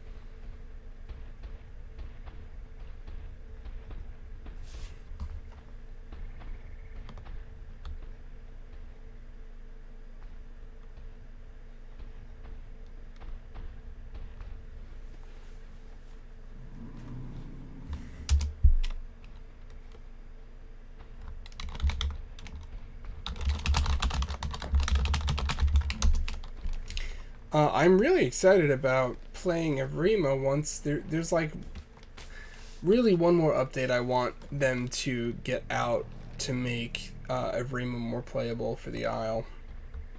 Because they just fixed grouping. They now need to do something with the artificial intelligence. Oh, good question. So what do the symbols in the bottom right mean? So the symbol on the far right with the dinosaur skeleton, that's my health bar, and it'll lose health by just like draining out. So it's a vertical drain. So right now it's full. Then it's colored based on your comfort level. So like the optimal amount of comfort, it gets to like a teal blue color, and then from there it goes to green, down to like a yellowish green, to a yellow, and then an orange, and then a red. And when it gets to red, you actively lose health. But as it gets higher, you heal faster from injuries. It also affects the rate at which you grow, so when you're under a lot of stress, you don't grow as quickly. And I believe it might have an impact on damage as well.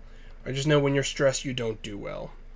And there's various ways of... Yeah, it's starting to go yellow. So now that I'm leaving the safety of the big one, I'm starting to get less comfortable because I'm a little guy of my species, and I'm now out in the open and very slow, and there's probably a carnivore nearby because I can see that carcass of meat over there. So my dinosaur is not feeling great at the moment because he's caught out. But that's part of why I invested. Oh, and I have another one to invest. The talent points in resilience makes me have a higher baseline comfort level. So unless there's active stressors nearby, I'll stabilize at a higher level, which is nice. And then you could do things like there's talents to invest in that make storms affect you less. And apatosaurs have a species ability that smaller creatures can shelter underneath them. And it counts as if you found like a cave to shelter in against the storm, so that the storm won't affect them as much. Which is cool. There's a lot of cool things in this game. Cool little biology and ecology notes that the Isle didn't include that I like in this one. The Isle has better graphics, I feel like, significantly. Especially after the Arima update. And there's some other stuff that the Isle does well, but I really like the nesting system here better than the Isle, where you actually invite people in and they incubate in the egg, which we did at the start of this stream here. And I like the talent system and inheriting the traits. It allows people to differentiate their dinos a little bit, which is nice. What else? I like the tidal system and how weather affects your dinosaurs more. The comfort system is a good system. I think it changes a little too quickly. I think it could use a little more tolerance. I heard somebody whip crack here. I think it could use a little more tolerance to change, but at least it's there, where in the Isle it's just not. They've talked about adding something like that, not... I don't think they plan on making it weather-based, but a food comfort sort of thing, where if you're eating your preferred food source, it provides comfort, and if you're not, then you lose comfort.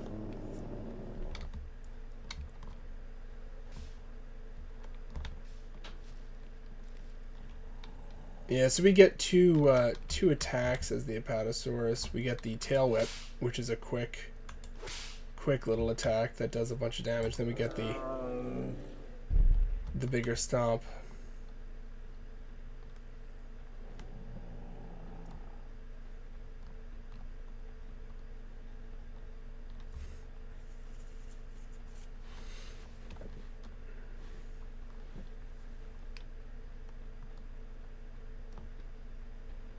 Whoa.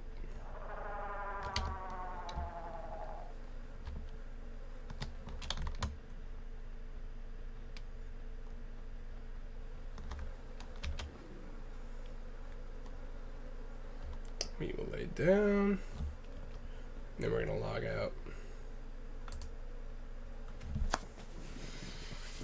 Ugh.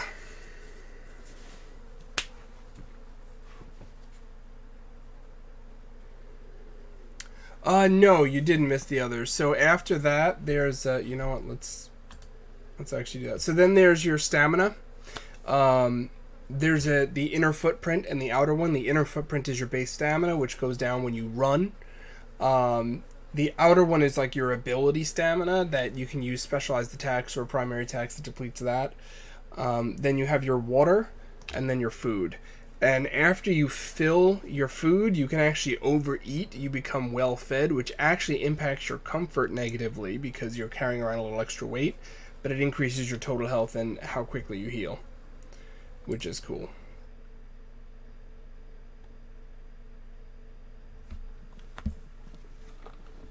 Okay. We're actually going to exit Beast of Bermuda, but before we end the stream, I am actually going to jump back into MSF just to do my Dark Dimension 3, because it's going to be hitting midnight and that will reset, so I will do that quickly.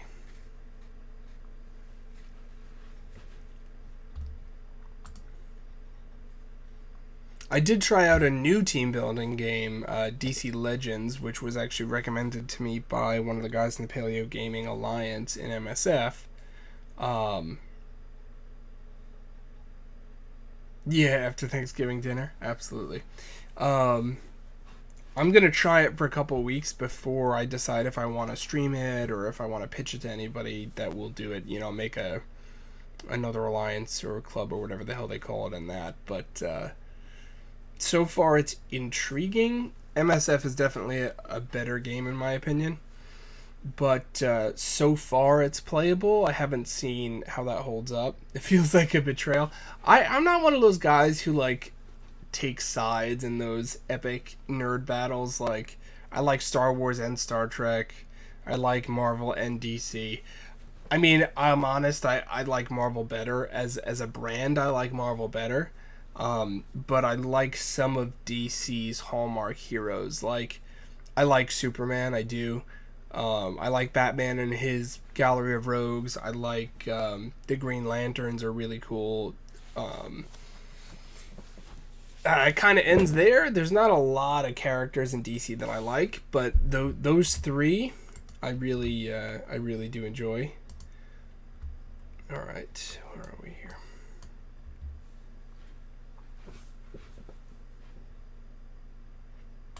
Yeah, Marvel. I mean, so people, this is a thing that I have heard ad nauseum. People say that DC's animated stuff is better than Marvel's animated stuff, but Marvel's live action stuff blows DC's stuff away.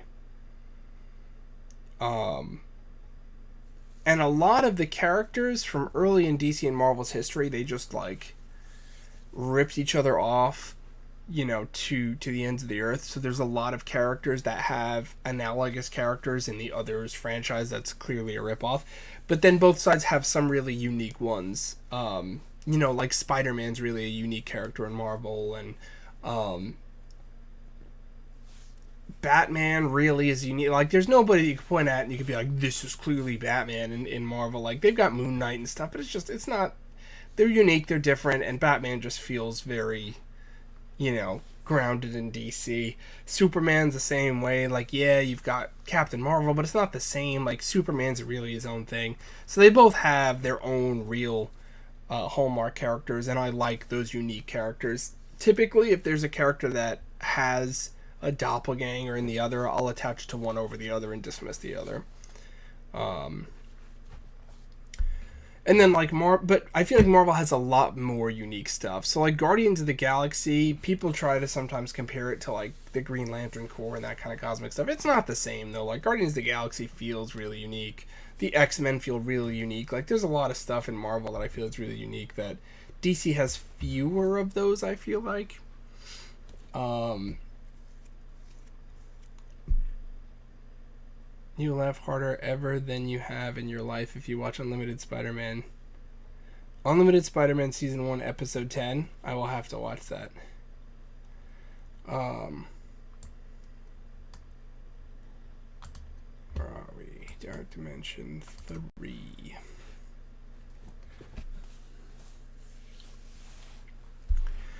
But I'm sorry, the Flash. I do like the Flash. I think of all the speedsters, like I never really attached to Quicksilver in Marvel. The Flash, and the many other speedsters in that universe, and the whole Speed Force and all that stuff. I did really like the Flash also. So the Flash, Green Lantern, Superman, and Batman are the DC characters I really attach to, and outside of that, I really could care less. Alright, that last fight was embarrassing, but I may have to reload this once midnight hits. We'll see. How do we want to do this? 1, 2, 3. No. 3, 4, 5. It's officially midnight. Yeah, I think I have to reload it quick. Oh, cancel. We're just going to close this and reload that.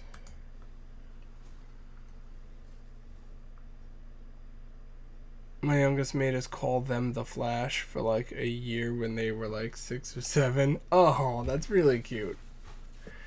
That's very cute. So one thing I'm liking about DC Legends so far is,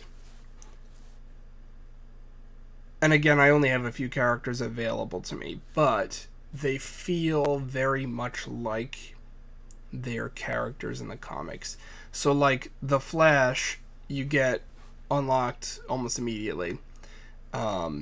Although you can't really advance him too far until a little bit later in the game, but you get him at least unlocked. And one of his things is he like stacks speed up like to infinity, to the point where he goes like 3 times before anyone else goes. And that's a really cool mechanic, that you're actually seeing that he is a speedster and he's faster than anybody else. And eventually, when you do advance him, he gets an ability that does extra damage for each stack of speed up he has. You know what, maybe before I stop the stream tonight, after I do this DD3, maybe I'll jump on and just show you guys if you're curious, since this is sort of an everything stream tonight. Oh, here we go. Dark Dimension. Darkness. Okay. Boom.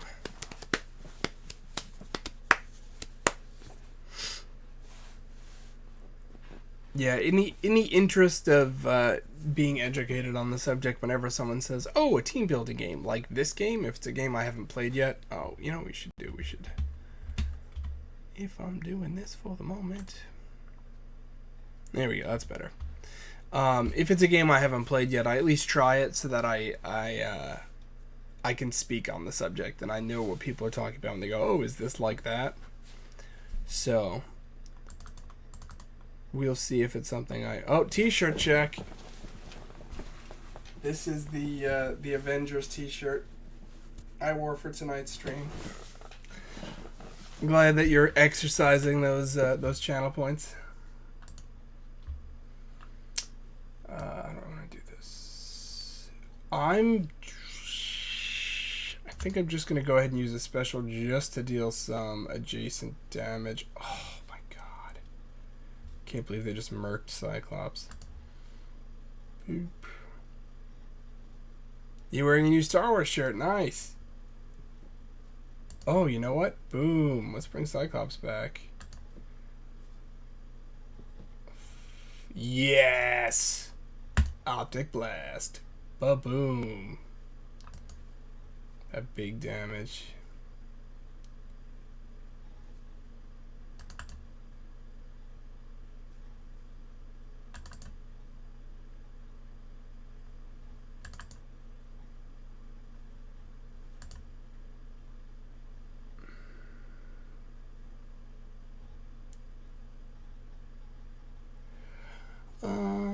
Yeah, let's do that. Cool. It's another character down. Oh, I'm not playing the music. What am I doing?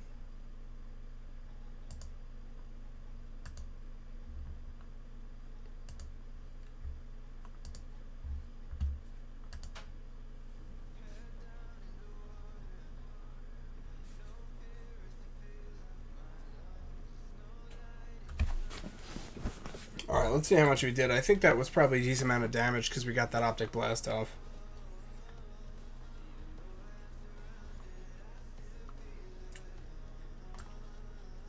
Yeah. 4.77 million. I'll take it. And then we have... the next node is global only. We're painfully close to getting Colossus. I'm hoping I can get him before we finish this node. Let's just swing with these 4 just to add insult to injury. Typically I use these guys to get like 200,000 damage or something, but it's something. Scratching our way towards the next node. Plus sometimes they'll eat some hits that allow me to get a little farther with the heavier hitting team. It's better than nothing. Exactly, 100%. You know what I should do? I should change stream info at this point.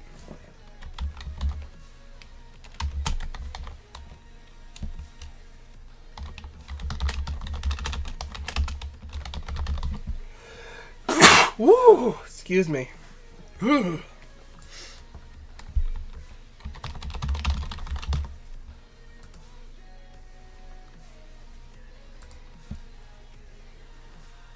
Wow.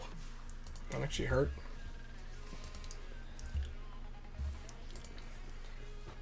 Here, we'll actually throw counterattack on him. Oh, ew, okay. I want to get rid of the guy who blinds. Boop. See a Hawkeye.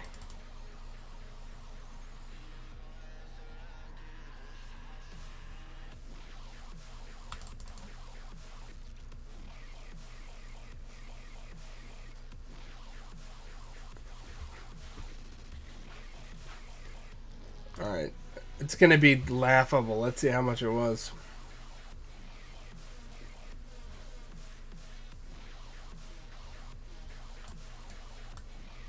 $381. Still, you know, 4.77 million to 381,000. It's a joke. It's a joke. Alright, let's line these people up for the next one.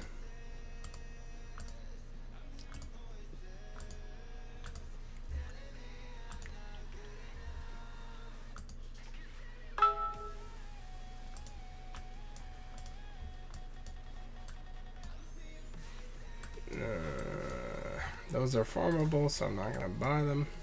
Let's see if we get into red star orbs.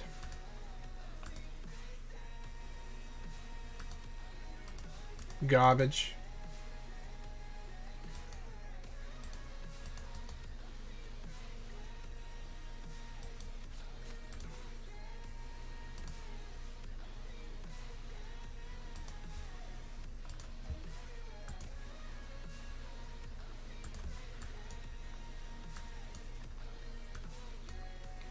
What are you talking about? Yeah, for the milestone. I am spending gold, but I'm not spending it on that. I am spending it on my Black Order to get them toothier. Because I need them for both Arena and War. Speaking of, let's pick up this gold.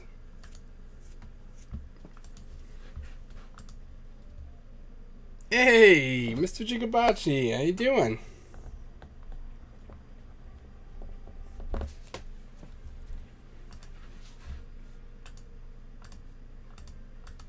Good to see you.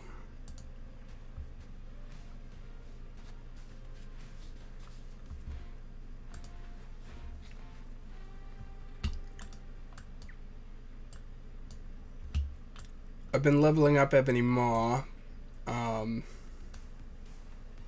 I just got Corvus Glaive's passive maxed out because of the 30% damage increase to Black Order and Thanos. I really need to bring them all up though. But who's next? Cole's passive is maxed.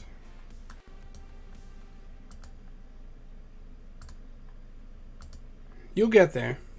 You'll get there.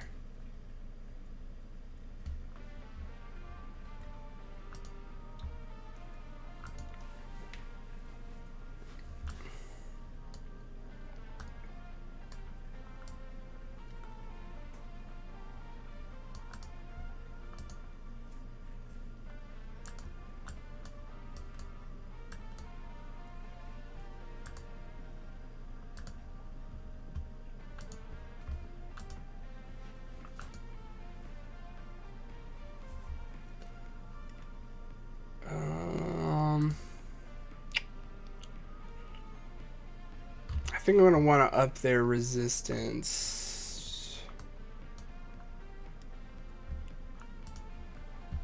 So we'll work more on Maw.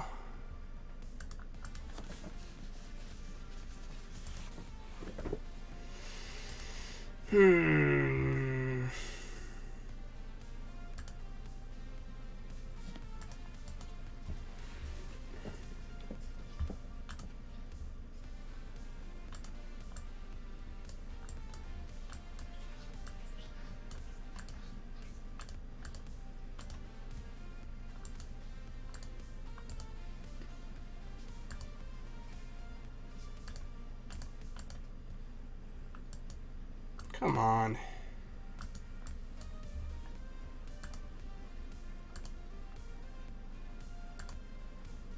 There we go.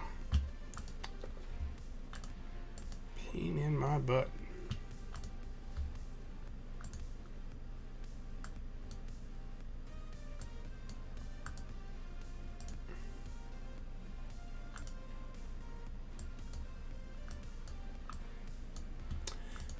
What I should do is at least hit heroes for the daily, which we need SBCs anyway.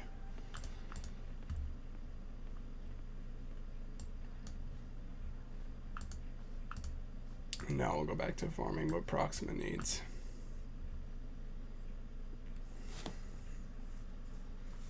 Oh, tomorrow you're doing a 4-hour Star Wars stream, then a 5-hour WoW stream. Look at you. I will try to catch that, Jiggy. Sure.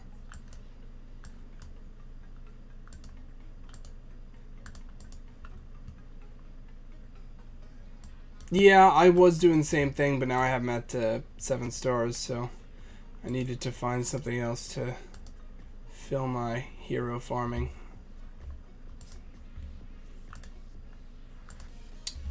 I gotta level her up, don't I? Now I can give that to her.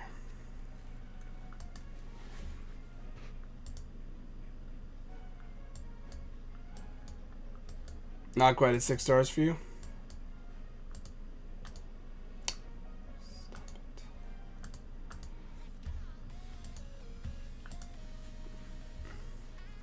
Closing in your first 7-star.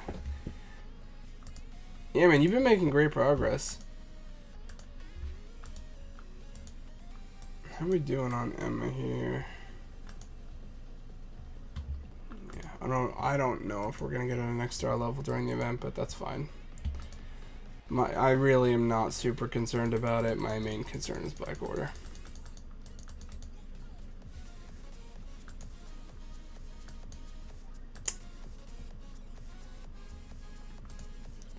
I do have to get stuff for the 3 supply purchases, but I'm not spending 100k on that when it's farmable.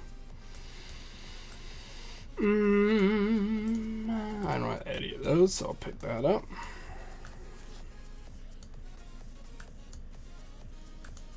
And then we'll just pick up cheap stuff.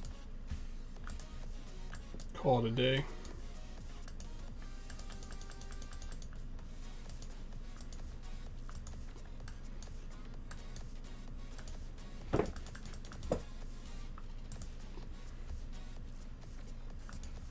Three weeks too late. You'll come around again.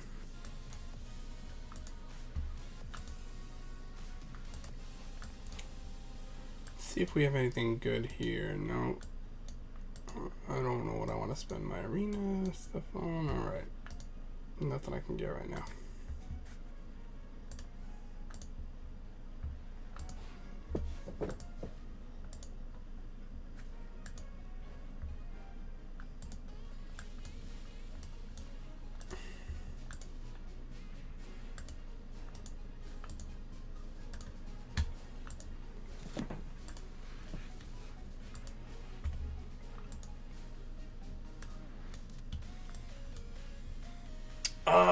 The next legendary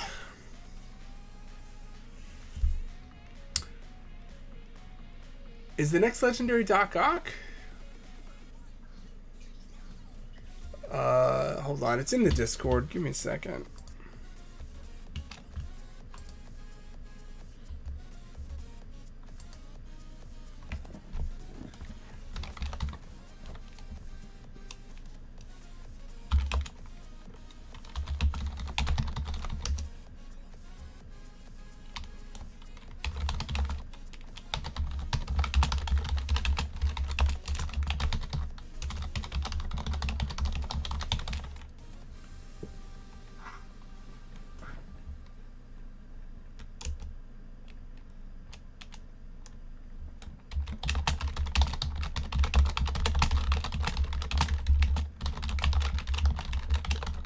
Let's just see what the next legendary is here.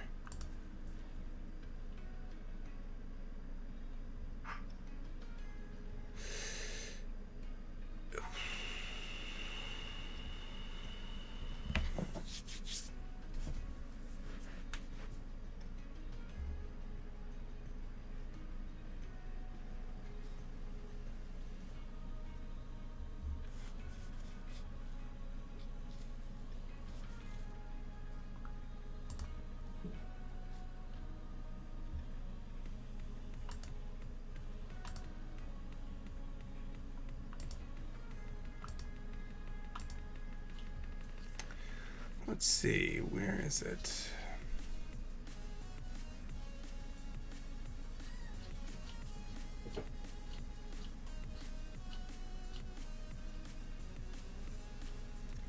So I know Magneto is in November, Phoenix is in October. Where's September?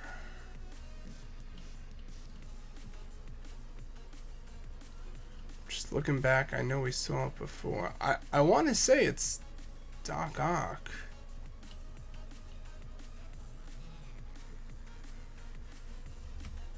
So September, beginning September, we had the Ebony Maw event, which is still ongoing. And then I want to say the next one's Doc Ock.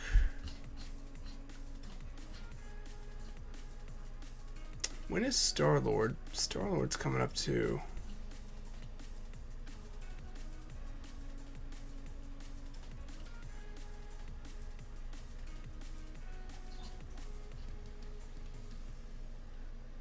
Here we go.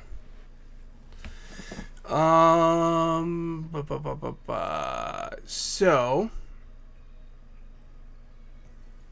yes, September 21st, Doc Ock Legendary event is coming up. Then October 5th, we've got Phoenix Legendary event coming up. October 19th, we've got Star-Lord. November 2nd is Invisible Woman. November 30th is Magneto. So, that is the current situation here. We got this little farming location thing. So,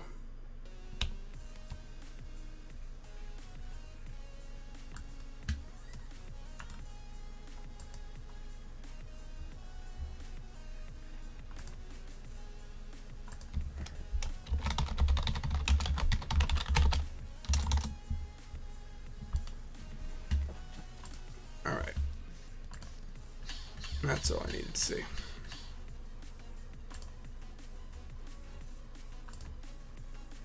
Hey, Dudash! Thanks so much for subscribing, and good to see you tonight. How you doing?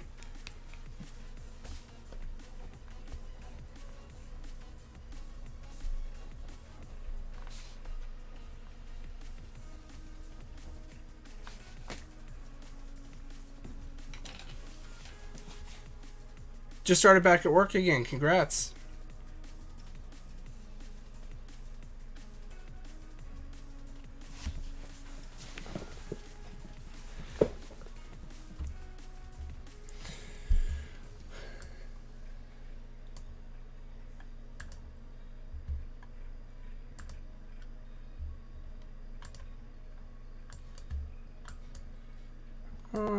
Do I want to spend the additional power cores?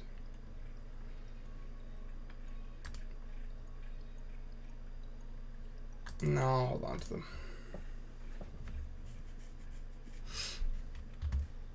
So what did that do for my Black Order team?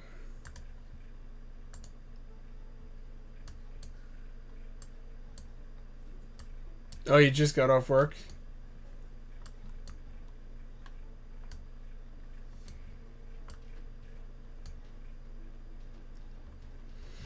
$191. Okay. I'm gonna have to bring Proxima Midnight up next.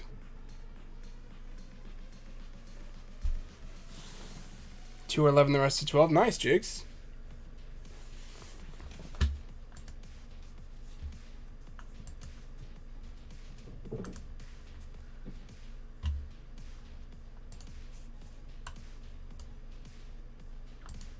Alright, let's take a look at what's going on in the war.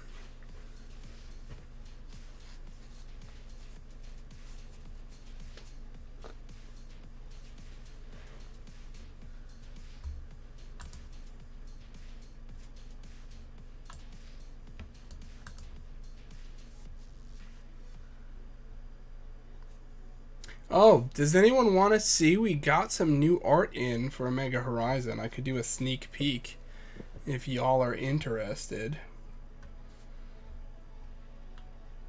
156.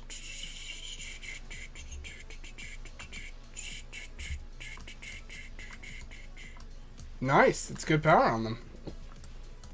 What did I just say these were? I swear in my memory I'm like a goldfish. 156.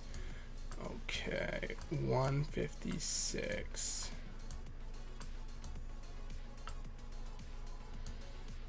I'm gonna use my X-Force. Alright, after we're gonna do this one war battle, and then I will show you guys some spoiler concept art.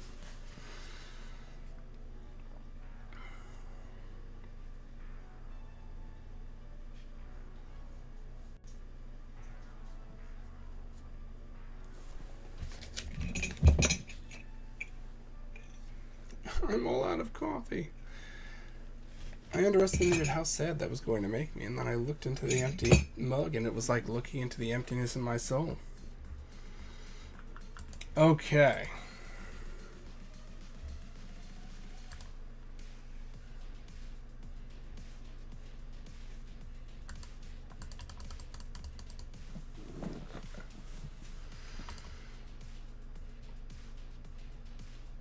This is going to be a fairly easy punch down. Not worried about it. Let's get rid of Cyclops before he lazy beams us, though.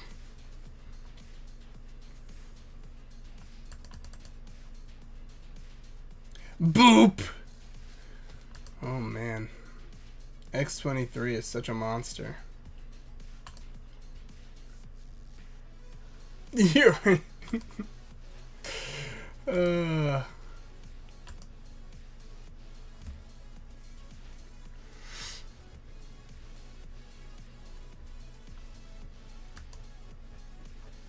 Okay.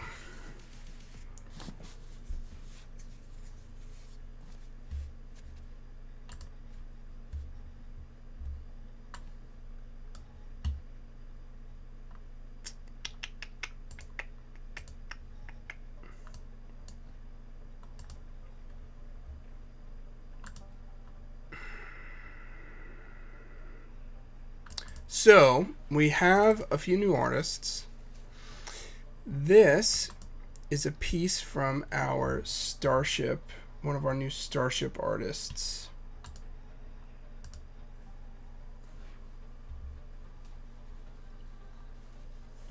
This is for a Free Colony light freighter, heavily customized.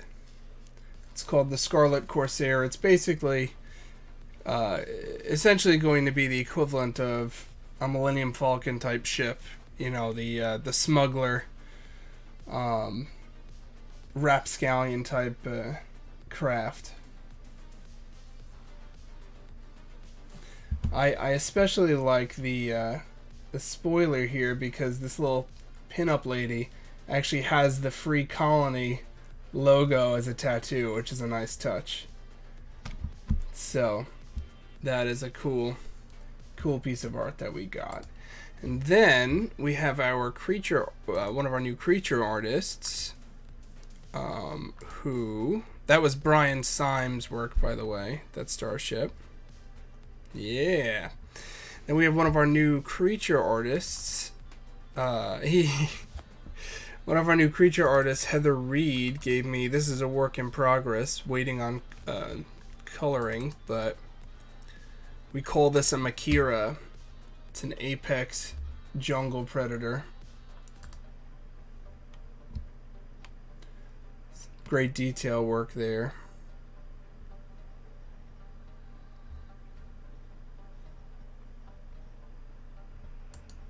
It's going to be brightly colored, sort of like a crimson macaw. This is going to be its. This is a less detailed piece.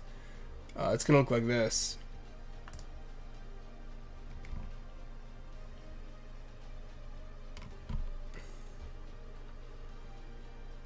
So this will be something that players will not want to sneak up on them while they are on a jungle planet, but we'll see how they handle it when they find it. So yeah, that's some new art that we have coming in for the core rulebook. So that's coming along. It's coming along. Alright, I think I'm gonna go. Yeah. Yeah, I gave her the direction I gave her was like a crimson macaw, so the red, the blue, the green, No, most people won't want to face them down. In fact, I think unless people are really built for heavy combat, running is probably the better option. Let's go ahead and take a look at DC Legends, just because I did say before I end the stream I was going to put that up and just show you guys what it's like.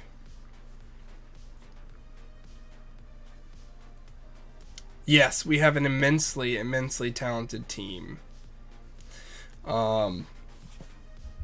And we just added to that team a couple new people, so I am very excited about what we have coming down the pipe for that.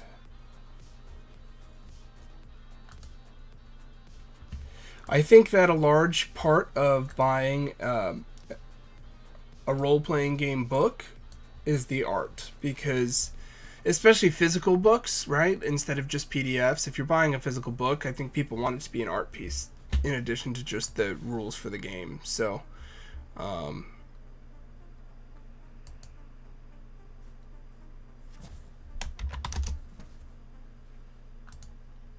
so that's always a big thing for me. I like being able to, the nostalgia of flipping through the pages and seeing all the art and stuff is important.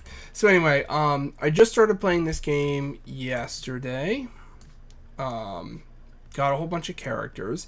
You get Green Lantern, Batman, The Flash, and Zatanna really early. They're actually decent characters so far from what I can tell, and they feel pretty unique. We'll go ahead and jump into some battles so you can see how it plays out. Again, full disclaimer, I like MSF better than this game, but if you're the kind of person that plays a lot of mobile games and you like the team building games, so far, I'm only 2 days in, but so far I'm enjoying it. I haven't seen, I'm going to give it 2 weeks before I make a real determination about, like, do I think this is a viable game, or is this like a very whaley type game that you need to spend a lot to play on, or is it free to play viable? Because if I do stick with this, it's only going to be if it's free to play. Since I already spent on Marvel and I said that's kind of it. I don't know that I'm going to be able to do that right away. Let's look at... you know what? Yeah, I don't think I could take them right away. Let's look at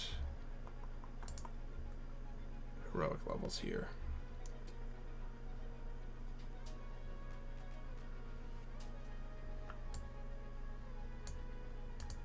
I think I might be able to take this one. Alright. Yeah, Zatanna's like a support character, I guess. She does a lot of healing and stuff. This game also uses like 3 major character types that have strength or weakness against the other types in a circular sort of motion. Similar to like Raid Shadow Legends. So you've got physical characters, you've got mystic characters, and then I think the green is cosmic or something like that. I don't know, energy, I don't know, something like that, something to that effect. So currently I only have 2 abilities unlocked for the Flash. This one gives him a speed up and has a chance for purge, and it can stack. I don't know what the max number is. It may just stack to infinity. So I'm going to speed up the Flash to get started. Batman gets an invisibility thing, which also, if he uses other abilities while it's active, he gets a bonus. Green Lantern gets a shield for himself that also puts a minor shield on others. I think I'm going to get my teeth kicked in this fight, by the way. Zatanna gets a pretty decent heal. Alright, and then we're going to go ahead and punch. So Flash's speed punch has a chance to double strike, basically, on enemies. So we're going to hit, and we double up, which was cool. We're going to use Batman's ability. Again, he gets extra damage from the fact that he's cloaked. So he does a whole bunch of damage there. If Green Lantern is shielded, then his third ability actually applies stun, which is nice. So we're going to go ahead and stun this guy. Unfortunately, until you can get higher resistance on Flash, they can take off his speed buff, which sucks. Alright, finish him off with Batman.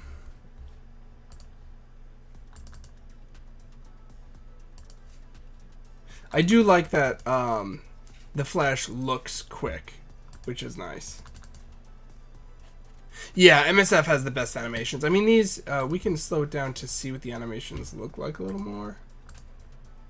I don't know if it actually zooms in or not. I didn't actually check that. No, it doesn't. It doesn't even zoom in, which is lame.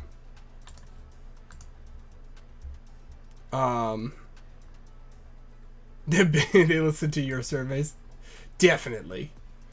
No, I did lead with the disclaimer that Marvel, I think, is a... I didn't even just say, like, I liked it better. Like, I think MSF is objectively a better game than this. But for people who like DC or who are just looking to have multiple games like this, so far I think this is at least a viable option, because some games are just not. Like, I don't know that in good conscience... MSF is a gorgeous game! Oh, there's only one MSF animation you really like? Is it Star-Lord?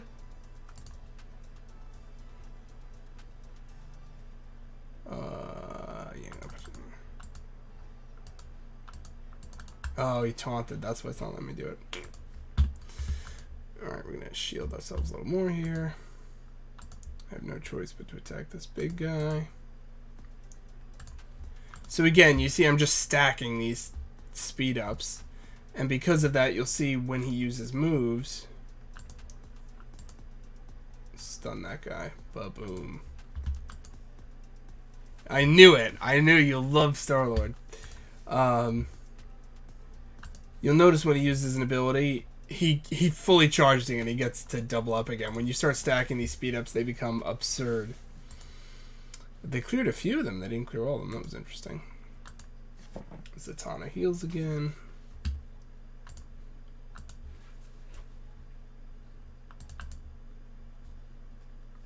Okay, we may get through this. I don't know. We might. So, not to rip on the game, flip side, to talk about some of the stuff I do like. I do like that there isn't a... Yeah, next time. Save up your points. How new is this game? I think it's fairly new. I haven't looked it up to see when the actual release was, but I think it's fairly new. There are elements of it that are like this wheel of effectiveness is very evocative of Raid Shadow Legends. There's elements of it that's sort of evocative to me of Star Wars Galaxy of Heroes, because they have different versions of characters the way Galaxy of Heroes does. So like there's 3 different versions of Batman. There's like the armored Dark Knight Batman. There's more of like an animated style Batman. There's a couple different varieties. Not for all characters, but it seems there's like legendary versions, which again I know is a Galaxy of Heroes. They have like Galactic Legends, so I think it's like that.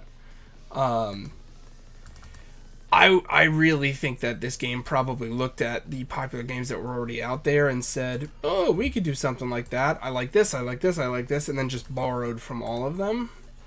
But they don't have the team behind them that MSF has for the animations at all.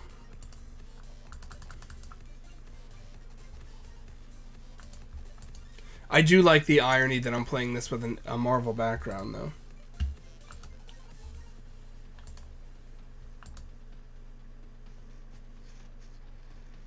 I hate, honestly, Jigs, I hate the multi-versions of characters also. How is leveling up the characters? We'll take a look at that after this. It's fine. I'll show it to you. I'll let you make your own decision. I'm not loving it. I don't hate it. Like, you know, I had a lot of ire for the way Raid Shadow Legends did things. They don't do things that way, so anything is better than that. But I'm not impressed. Yeah, we'll finish this off. Boom.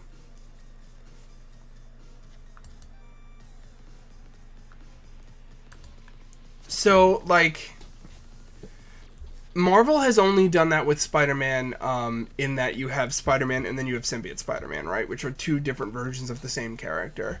Everybody else in Marvel so far are different characters. You can kind of sell me on Symbiote Spider-Man being a little different. They don't seem... They have enough characters that I don't see them in the near future doing multiple versions of characters. Marvel has talked about potentially doing maybe microtransactions or something related to outfits in the future, which I'm okay with. I'm okay with if I want to spend money to get a black suit Spidey, like I would have preferred them to do that than to make Symbiote Spidey as a separate character. The only reason I sort of bit my tongue is because they at least made him a legendary character and whatever else. But I don't love it.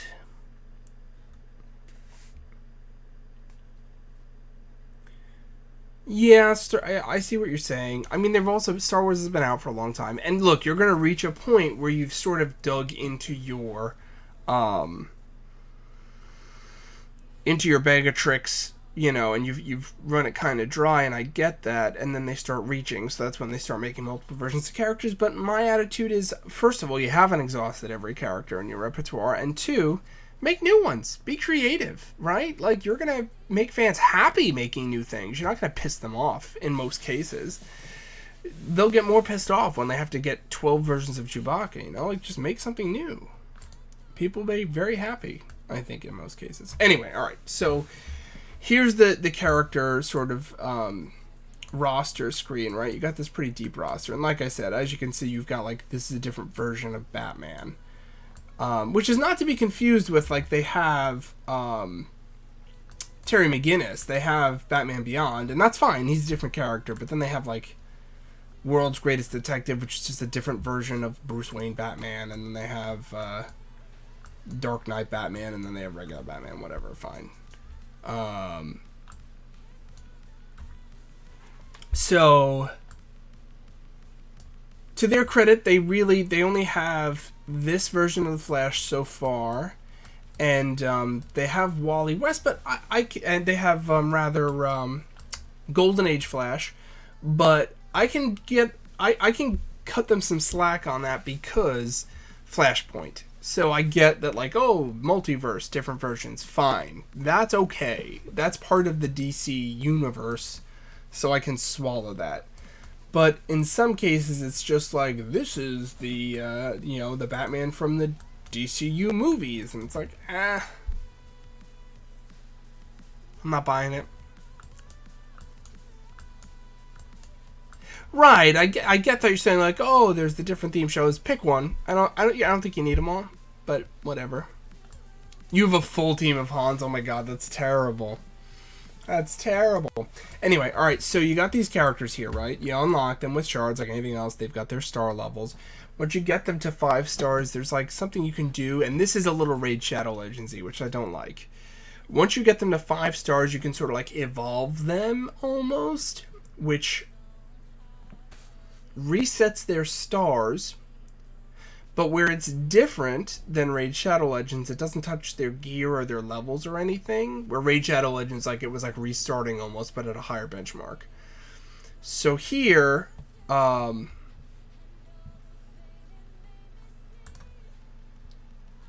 gear stays the same rank, their level stays the same, just their stars will get reset, and then you can push their stats higher. So it's purely a stat driver, and that's it.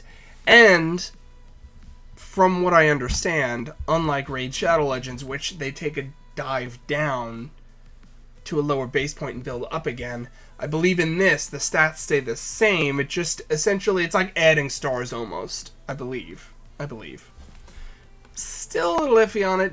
Not sure how I feel yet. I haven't gotten there, but it's a little fishy. So there's that. Then you've got the characters levels, which you need to get... here, we'll do it on a character that's not maxed out right now. He's maxed out also with that. Come on. Here we go. So you get this experience material. It's like any other game, and then you spend it to level them up. Fine. You then get gear pieces to build items to increase their gear level, just like Marvel, just like Star Wars and anything else. That's pretty typical. You can also then use ability power to increase their abilities, similar to Marvel. You have more levels in this game that you can build up to, and then you also can use what they call legendary power to further upgrade an ability, which I believe, yeah, it gives you an additional thing, right? So I'll give you an example. Red Streak is his ability that lets him stack those speed ups. Speed Punch is his basic attack, which has a chance for a multi-strike, okay? When you upgrade to legendary power after you max it out, it actually also stacks a speed up on him. So it's like a little extra gimme. And then this one, the Red Streak one that stacks his speed, when you get it to legendary, it also gives him immunity to debuffs, which is cool. So that's kind of a cool thing. I do like that idea of like the legendary, but it just gives you something else to farm too. Mixed feelings. I have mixed feelings. There's a lot that you can buy with these cores. I haven't been playing long enough to see how easy it is to acquire the cores. You can get the free cores by watching ads, which is fine. I don't know what the economy is actually like here. I don't think the purchasable things are particularly good value.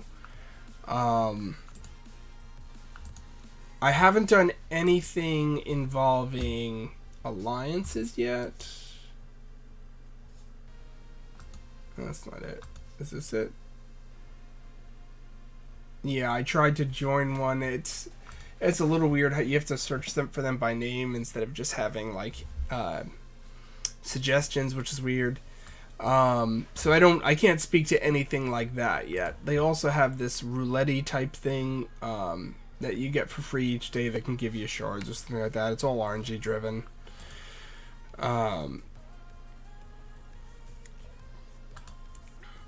Then they have Earth Defense Alerts. I think this is kind of equivalent to Blitz mixed with raids and MSF. So the teams get harder and harder as you pick which ones you want to do, but character health and stuff like that persists the way it does in a raid, which is kind of a weird thing.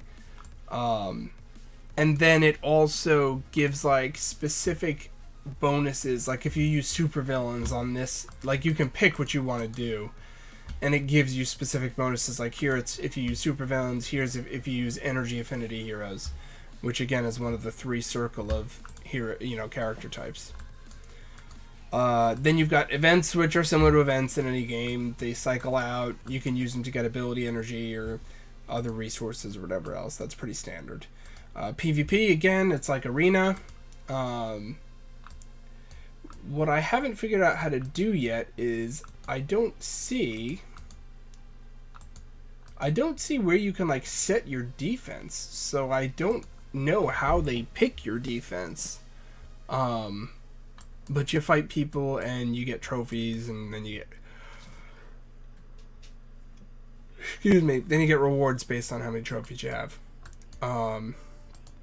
Raid boss I haven't been able to do yet, but I'm guessing it's again like a Raid Shadow Legends or a Star Wars Galaxy of Heroes thing where it's like one big enemy and you use teams to whack it down and get rewards. And then you've got normal and heroic missions. It is bedtime for me. I'm crashing. I just want to give you guys this little rundown because I did say I'd do it. There's not much else. And then I guess this is like a challenge. It's sort of like legendary events, I guess. Yeah. Except again, I think you can get different versions. I'm not thrilled about the version thing. That's a turn off for me.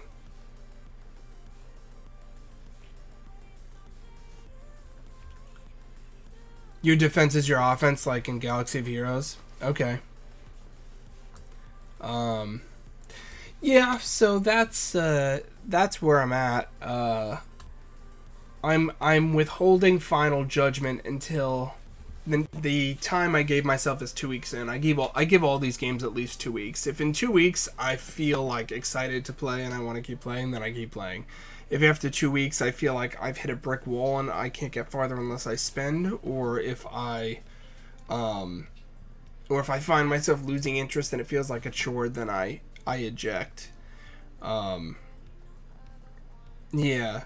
So again, I played Galaxy of Heroes for like 2 months. I gave it a real shake. I gave it a real try. I even spent more money than I normally would to get the jump to Lightspeed bundle, or whatever the hell it was called, to make myself at least relevant. I won't say competitive, but relevant.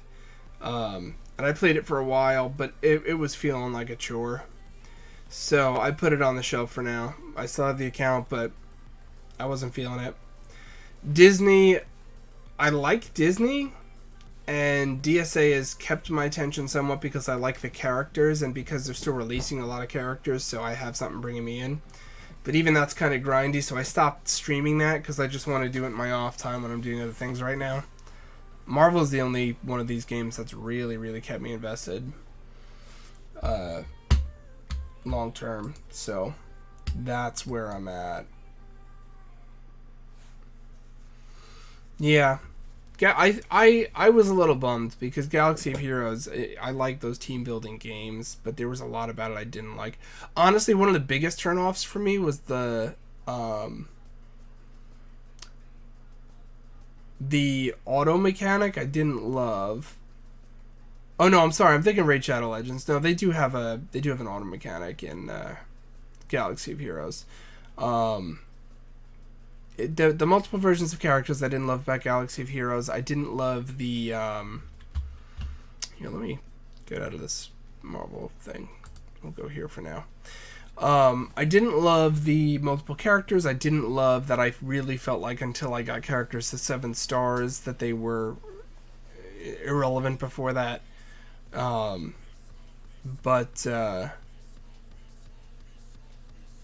it's not a bad game. It's not a bad game. It's just really hard to get into now. Yeah, no, I agree. At the really end game, it is great, but that's why I said, like, people have been playing forever. I get why they're still playing. I do. But, like, if you're coming in now, like, it's a really big wall to climb. Oh, thank you. This is actually art for Omega Horizon. This is some of our planet art.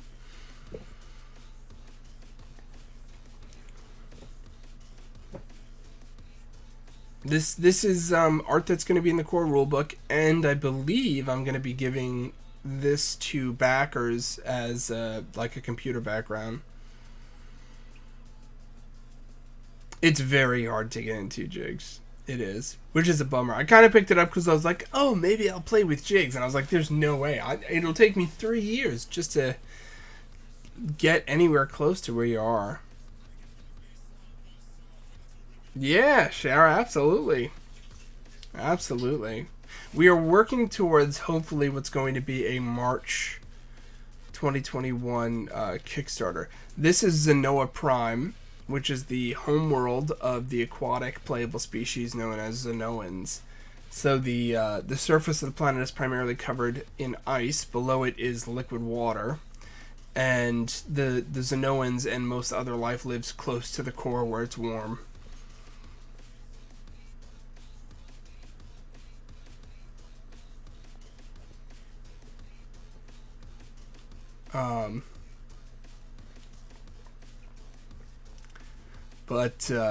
But yeah, no, I definitely I agree with you, Jigs. It actually is a good game.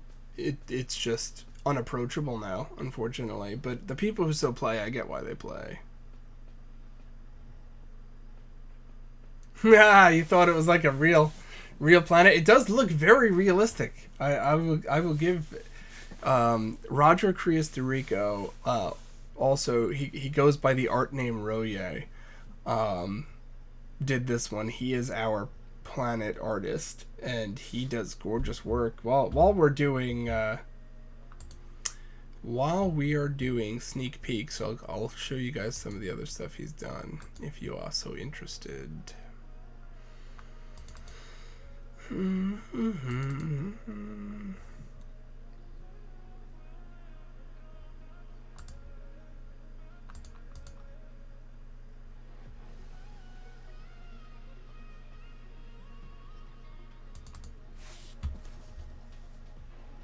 This is one.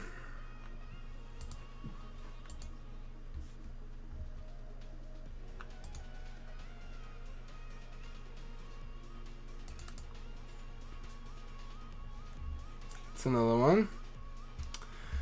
So this one is called Coquinhos.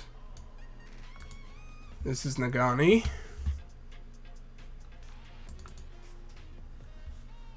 This is Vandor.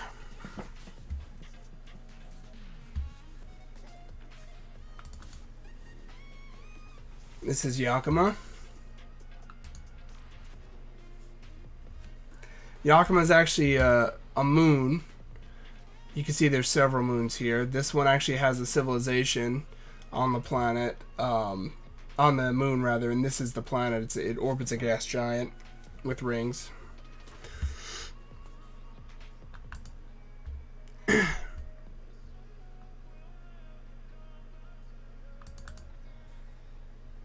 And then this is Aorus.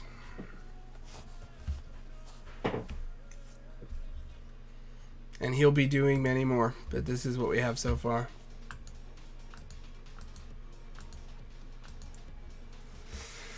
It's coming along. It's coming along. Like I said, we're shooting for hopefully a March 2021 Kickstarter. And then the game we're hoping to publish and send out to backers 18 months after that. So probably June of 2022-ish. And we will have a lot more art between now and then. So, we'll see.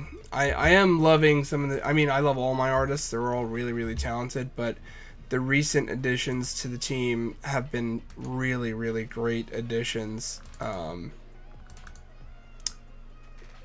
You know, some of the... Like, Heather's work for the playable species is, like... so detailed. It's awesome.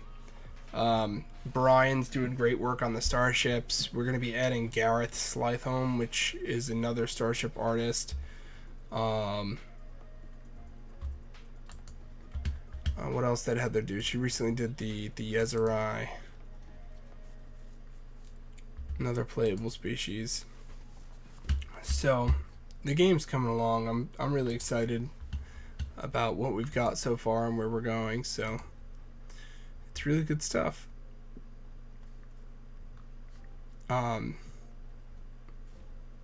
Super. I love the Rigelian. Super cool. And it's also fun for me. I consider myself a creative type, and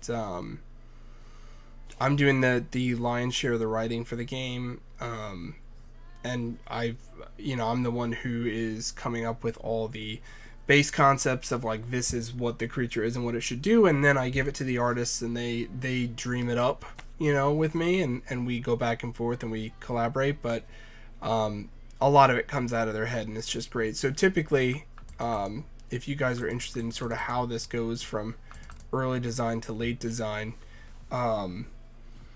based on my early description, we'll use the starship as an example. Based on my early description, Brian gave me this just very basic silhouette for the light freighter. I gave him some notes, things I liked, things I didn't like. We talked about what he was thinking, and from there we got this hardline drawing. I gave him a few more notes, how I wanted, like, this to look less like a blade and more like, a satellite relay almost. We talked about, him wanting to add sort of a hot roddy logo or icon here, which I agreed with. And then, we moved to this stage. And that's the finished piece. So, it's a really cool process to go through, and I love, hearing their creativity and being able to provide my feedback and make sure it fits with the game and it looks reasonable for the game and the game's technology. And it's just a really great collaborative and enriching experience. So I'm very grateful and humbled to be working with such talented artists and having them help me bring my universe to life. So anyway, on that note, I am very tired. I will be getting some sleep. But thank you for everyone who stopped by today to hang out, chat, and watch the stream. And I will be streaming again. Today's Wednesday already. Wow. I'll be streaming again on Saturday is the plan. So until then, I bid you adieu. Good night. Hope you guys have a great rest of your week. And I will talk to you all very soon.